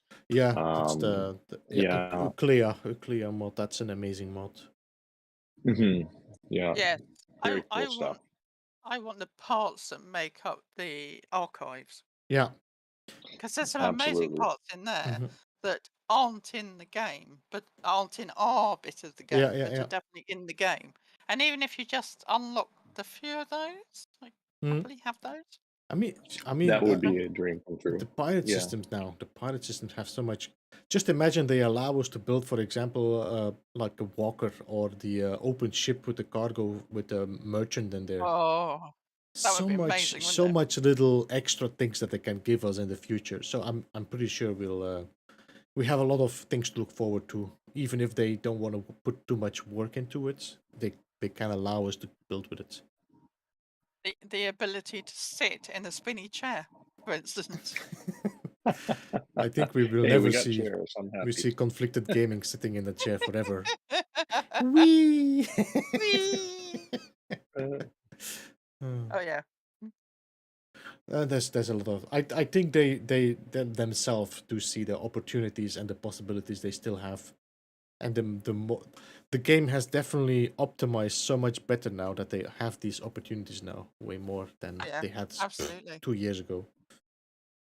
I would love to see, not this isn't an in-game thing, but I would love to see an interview with the Hello Games team, so not just Sean, but everybody, about what us as community have done with their game. I Because I it's messaged him, just, but he didn't want to come to Studio 16. oh, a Keep shame. messaging them. Yeah. Send it on Zendesk. They'll read Maybe their games. maybe let's. Yeah, I'll see, that would be really cool. So, I'll try again at I mean, 20,000 subscribers. We'll see if he's more interested. yeah, so the game, what we've got between when it started and now in game terms is absolutely amazing. But what the community has done between when it started and now is mind blowing. So It's true. yeah, It No, really is. I think of how many discords that have come up out of this game, Discord servers that have umpteen amount of thousands of people that are all members of each different communities, there's so much that the fans have brought to this game, which have improved the whole quality of the game. It's not just a Absolutely. video game that you play by yourself. You can play by yourself, but in chat with other people, or you can play multiplayer, or you can just communicate, on a Discord or any multimedia app. There's several out there that are used. Yeah. So yeah, the community itself is part and parcel of the development of this game that have made it so great. And like you said, Nella, from where it started to where it is now is leaps and bounds. Yeah, absolutely.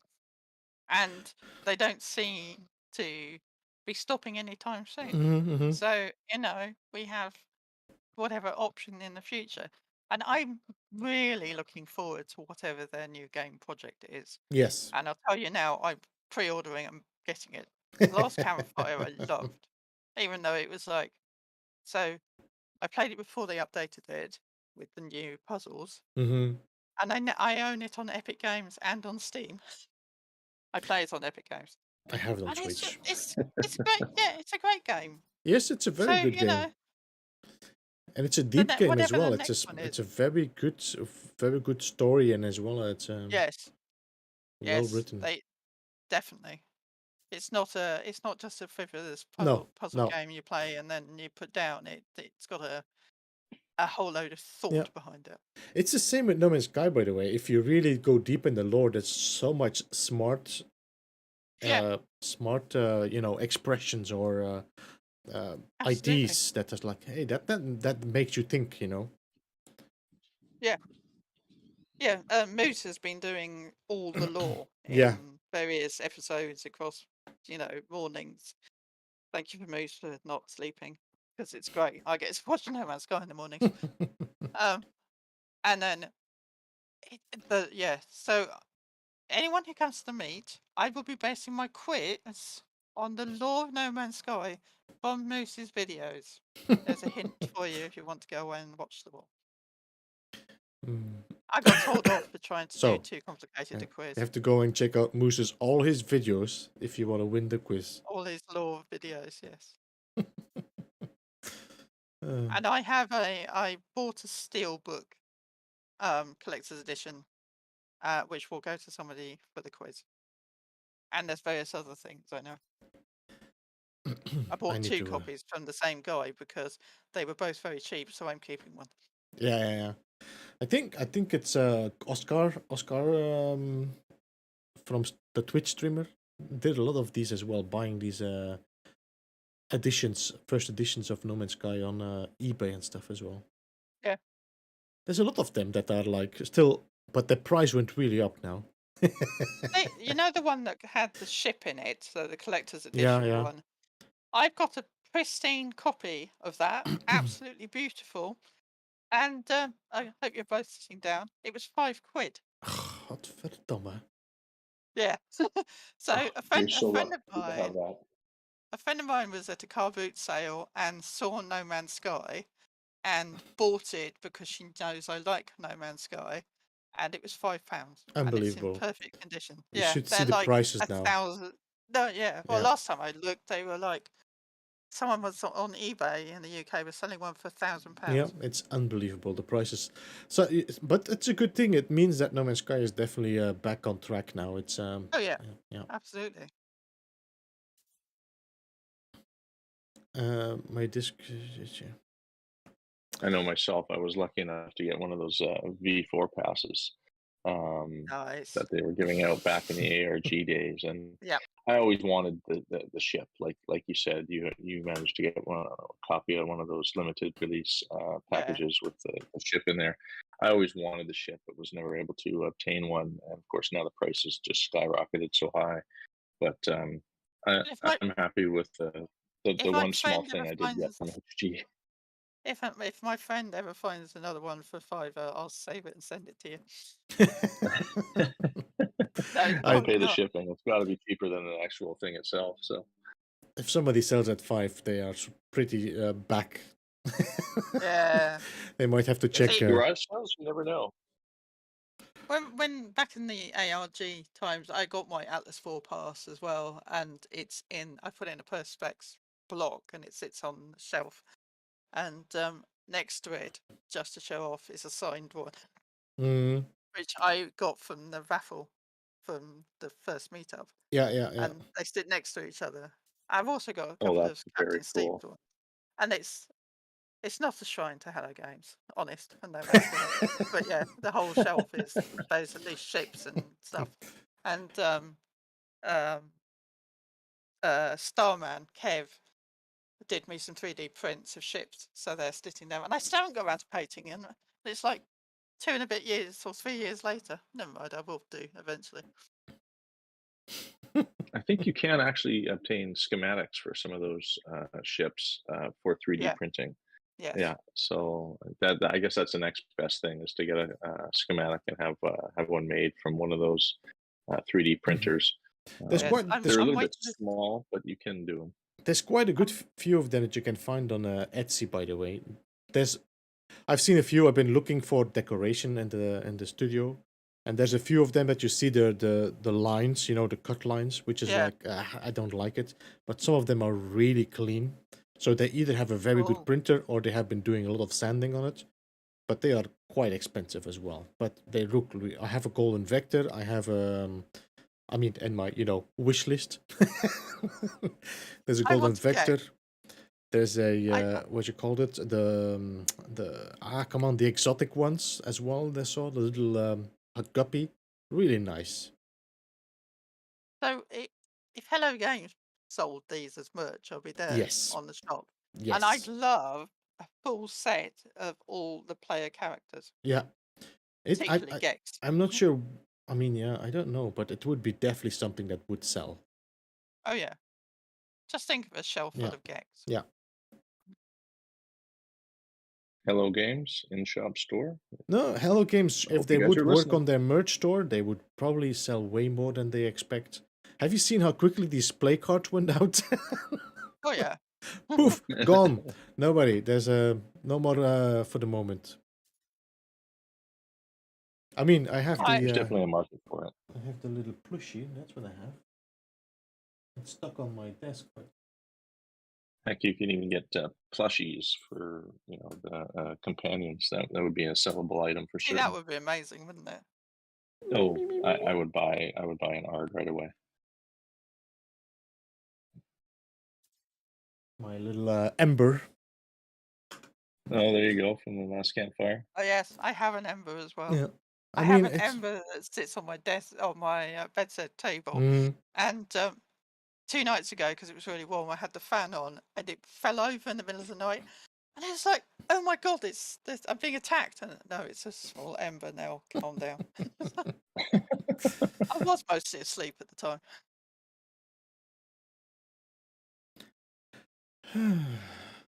T.S. Lees has just suggested Funko Pop Gek figurines. Yep, I'll be buying those. Oh, I don't know what it is, Funko. They're basically kind of bobbleheads. Is it like the little creatures with the big heads? Yeah. Yeah. Okay. Yeah. No, I think there's definitely a market out there. HG has yet to tap into that. And, honestly, for the game to continue to put out updates for free after 6 years upon release, it kind of stands to reason that they would want to do that, as have an in-game store for some of the items that you could buy to help, pay the bills for a game that they keep giving us, for free. And they've gone right out and said that they want to keep doing it. They want to keep giving us updates for free. But somebody's got to pay the bills, and somebody's got to pay those developers to do the work. So, at some point, you would expect them to start charging for content. And if they don't want to do that, a good way to supplement that would definitely be through a store that sells in-game products. And I know that it would do very well. We've all have all these items that we talked about just moments ago, And I think there's a lot of other people out there just watching the stream who'd be like, yes, yes, yes, please give us those things. So yeah, I think that might be a good way for HG to generate a little revenue without dipping into the fans' budget for a game that they keep giving and giving and giving. Absolutely. We went to the exhibition about video games that was on at the Victoria and Albert Museum in London, and L Plays and me and a few other people went. And in the No Man's Sky section, they had not only did they have a video wall of all of the procedurally generated, or a bunch of procedurally generated landscapes, which was absolutely amazing and mind blowing.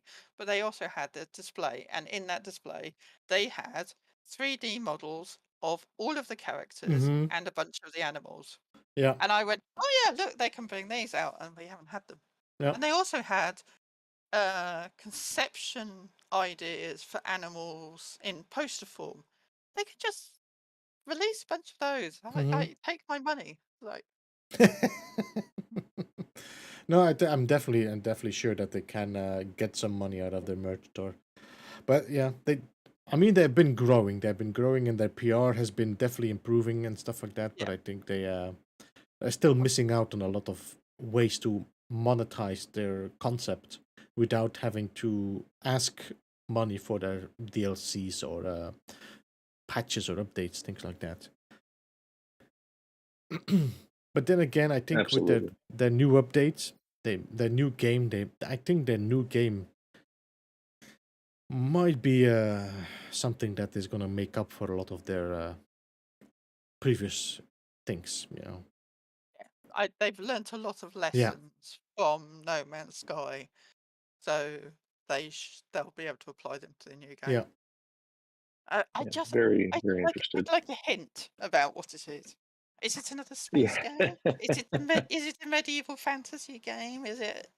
Hopefully, it's not a war game, because I'm not very good at war games, but I'll still play it. No, I don't think they I'm are. definitely interested to find out what it is they have in store. They are saying that it's the game that is the same size as No Man's Sky, and I think they do like the. I don't know how to describe the game, because this is not only just a space genre game. There's so much more in the going on in the background, and I think they have this quite a different way of thinking towards games than another AAA game developer. So I think their next game will be another team, but probably in the same style that they are having now. Like an open sandbox or open world type game. Yeah. I think you might be right, and I'd love to see that. I'm really curious what they have in store. I don't think it'll be another space game. No. I think it'll be something completely different with the same generational graphics of the open world or an open sandbox where anything is possible. I think the longevity of this game is because it is an open sandbox game. You may get bored ship hunting one day, so then you go on to doing something else, like maybe you want to explore or scan creatures or build or warp and travel galaxies, or there's so many things that you can do in this game. So do Quicksilver missions, or just go and do every mission under the sun that you can find at the Nexus. It's like, amazing game. And they do have story. It doesn't end just at the Atlas path.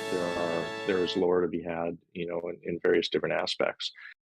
Whether it's you collect the lore from abandoned buildings, or those loops or rings that you see on the anomaly planets.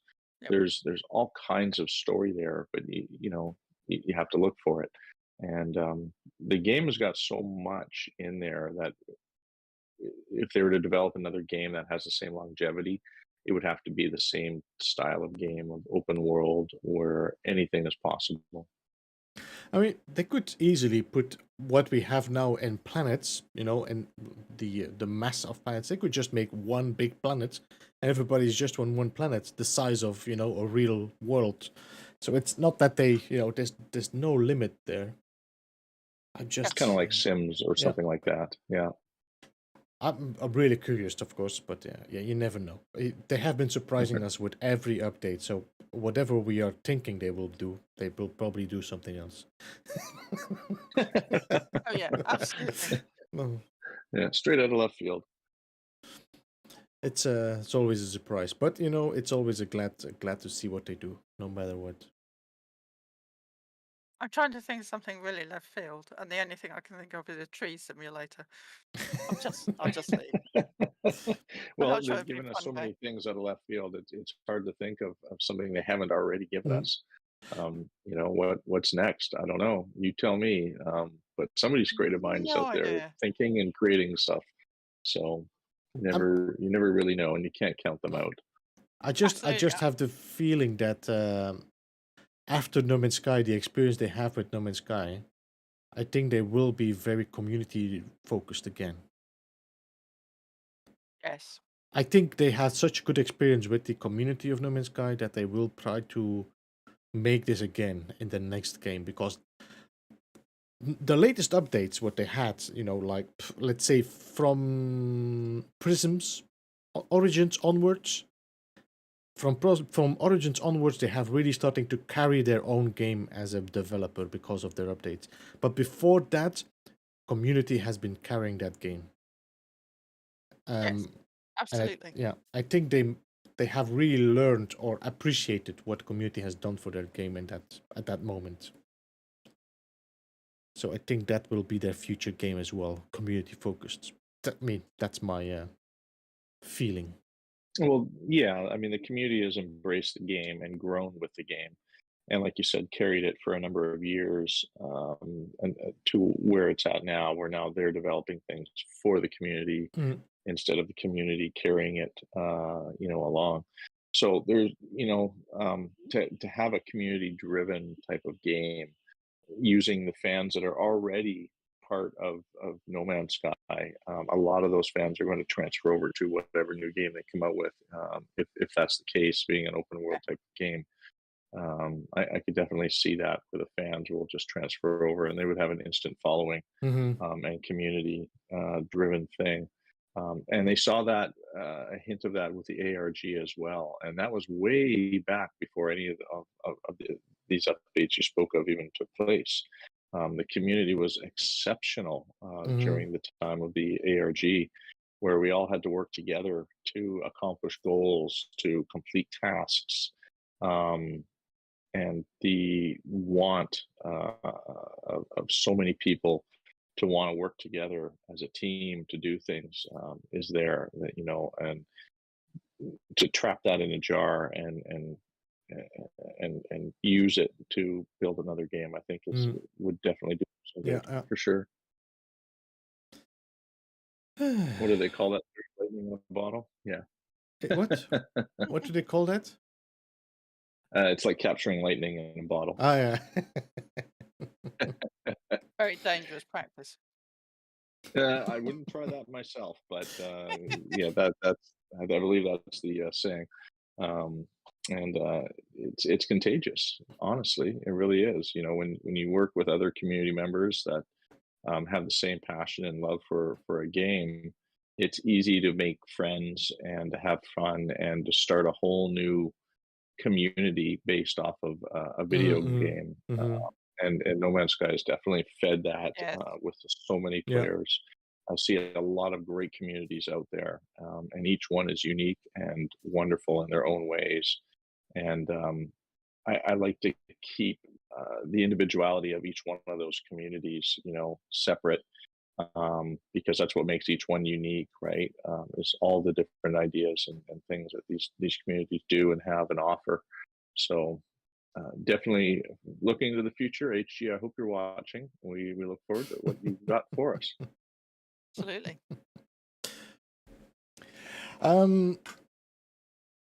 Yeah. I'm looking forward, and I Yeah. you know what, I think they might, if they, I don't know. Depends a bit on what game they're gonna be releasing, but it would be a very smart thing for them to, if they come to the point where they release their new game. I'm coughing a little bit of butt smacking here by the Redeem Angel. what I'm thinking is that what would be a good idea is actually have an expedition that links over, or something that links over to the new game, depending, of course, of what style it is. But it would be nice It to would kind of definitely draw the fans over. put like attention on the new game, like a crossover to that. Well, it would also be a really good way of obtaining what kind of retention that the fans of No Man's Sky have for whatever new game that they have in mind, and help shape how that new game is brought to us and developed, right? Kind of like almost a beta for a game, using the fans that currently already exist.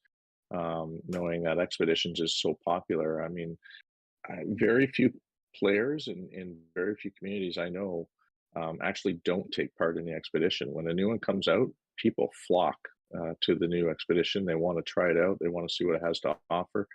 And I think they've done a really good job of giving each expedition is a taste of a different style of game to play, whether it's companions oriented, outlaws, or pirate oriented,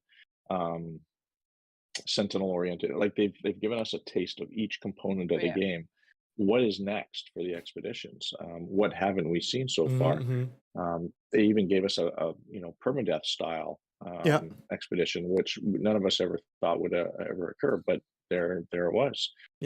So what's next is anyone's guess. Yeah, true.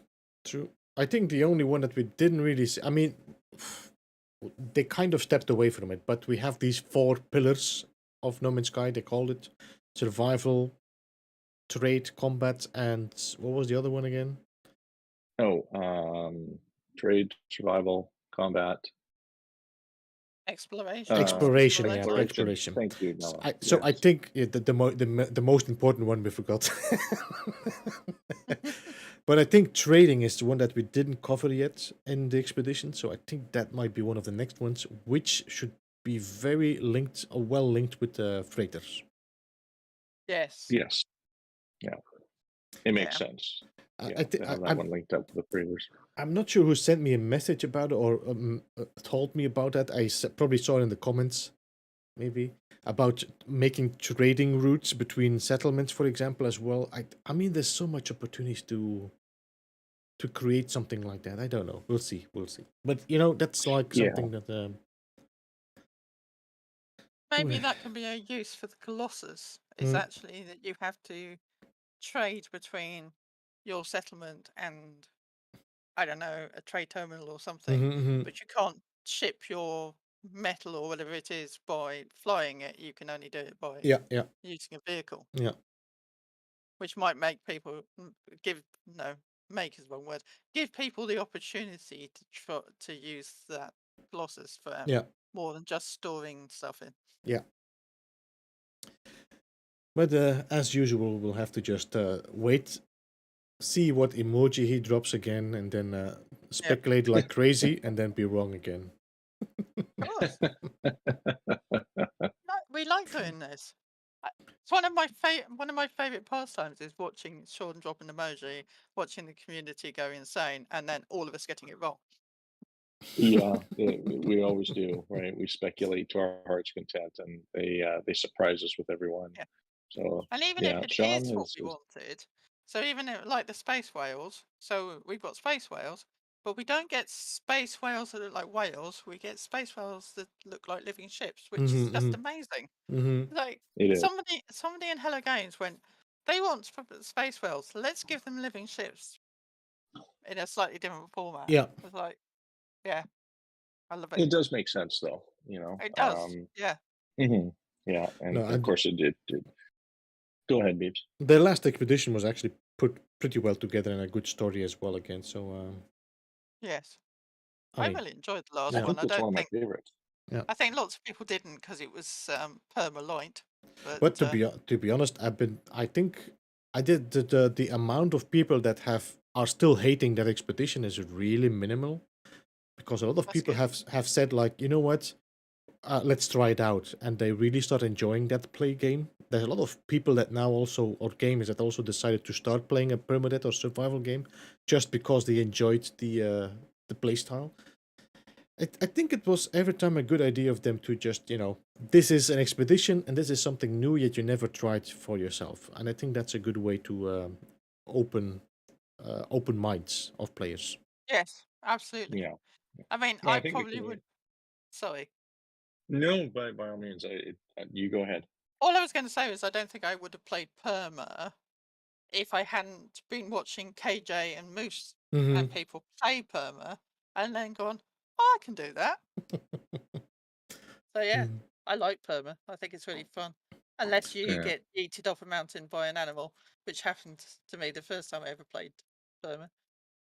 Well, that's the risk you take with permadeath is you could die at any moment. And Yeah.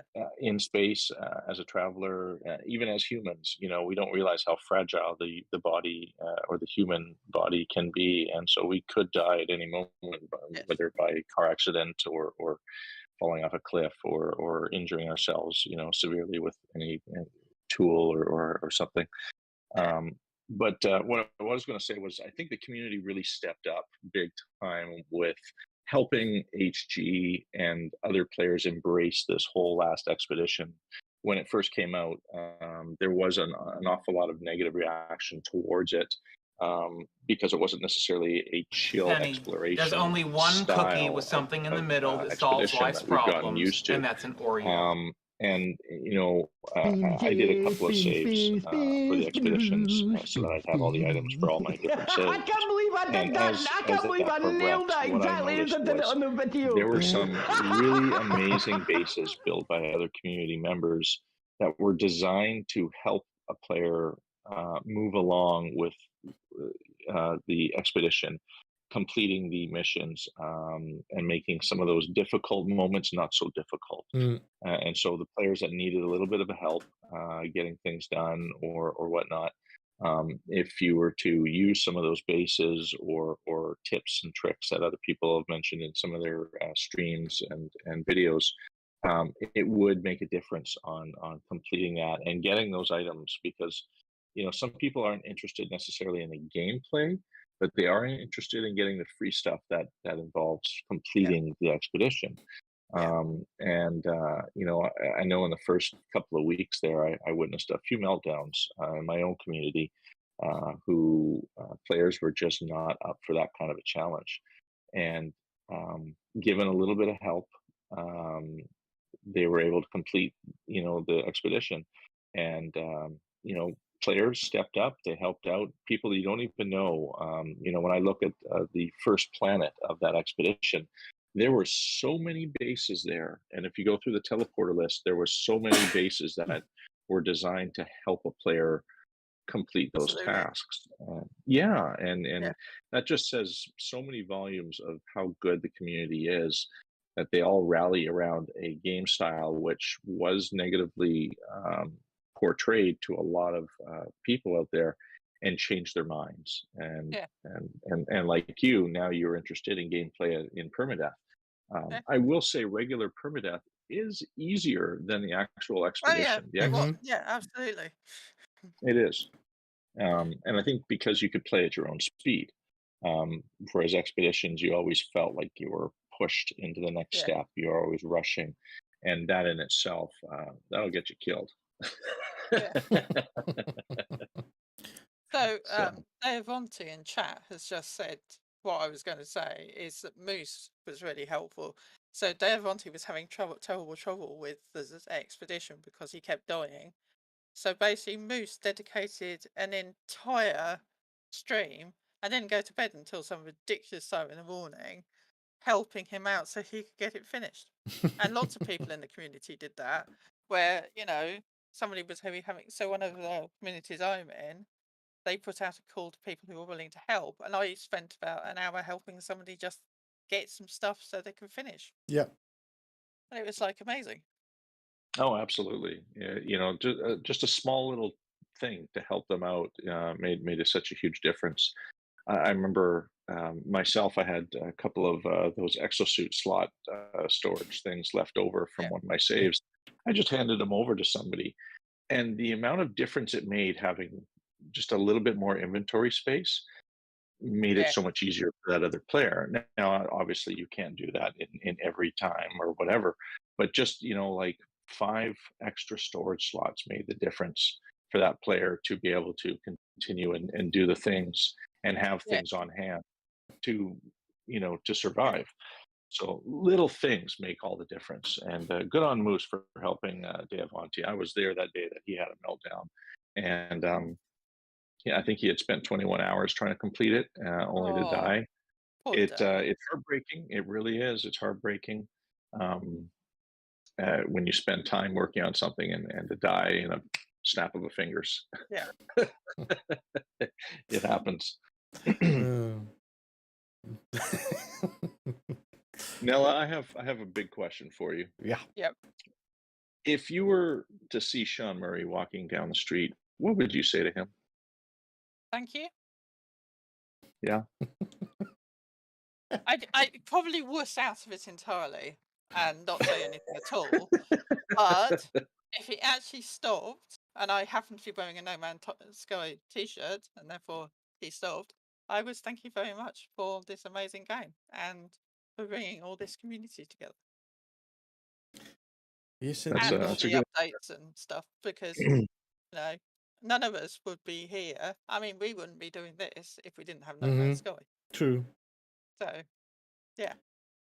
Sean Murray and his development team has definitely given us an awful lot of pleasure and joy with this game, and a lot of us have made new friends and really good friends over the years that we've been playing it. Yes. I never thought I'd have 6 years of joy out of a single game, and never spent $1 on it more than what I paid initially for the game on release. Absolutely. And yeah. Worth absolutely every penny. Oh, every penny. Worth more than the penny I spent. Yeah. 600 pennies, actually. I have bought this game for probably about 20 other people. So wow.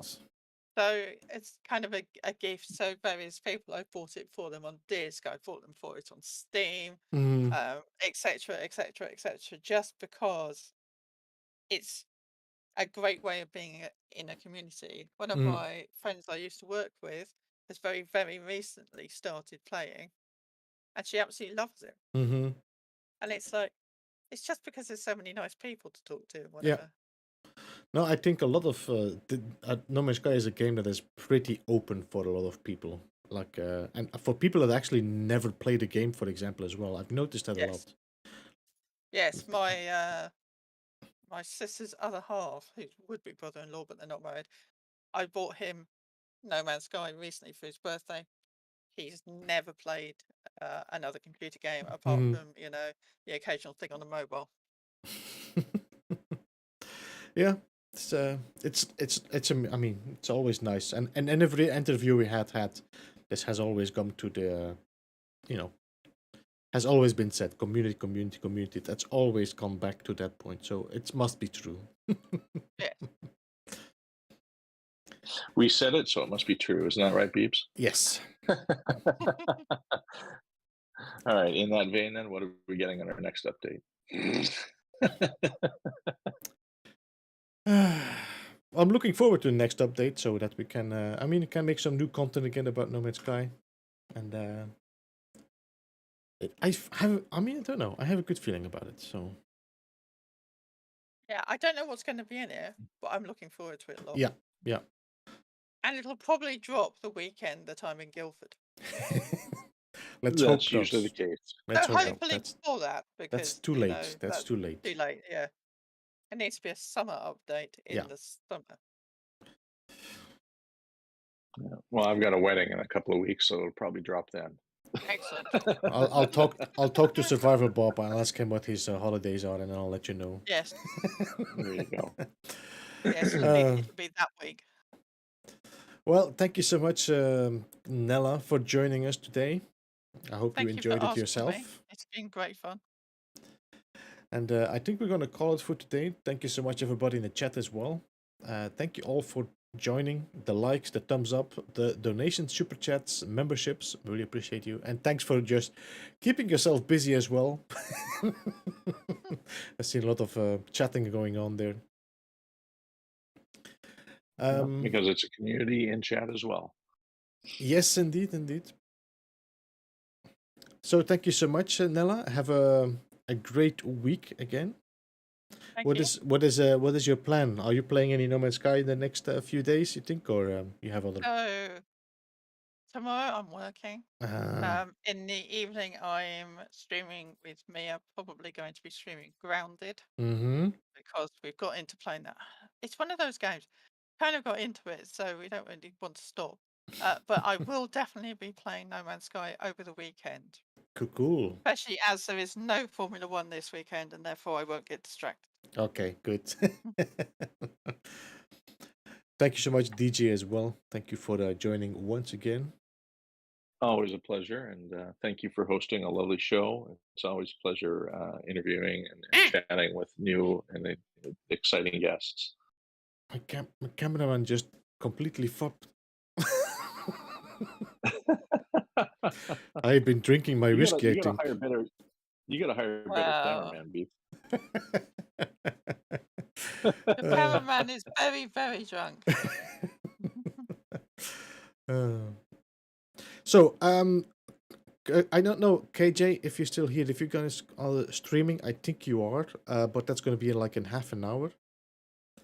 So what I'm thinking to do is, I think I saw Action Pants Gaming going live. If he's still live, I'm not sure. No, he's not live anymore. No, he's not live anymore. I saw him live, but I think he might have stopped. Let me see. No, he's live. He's live. Okay, let's. Is he still live? Yeah, he is.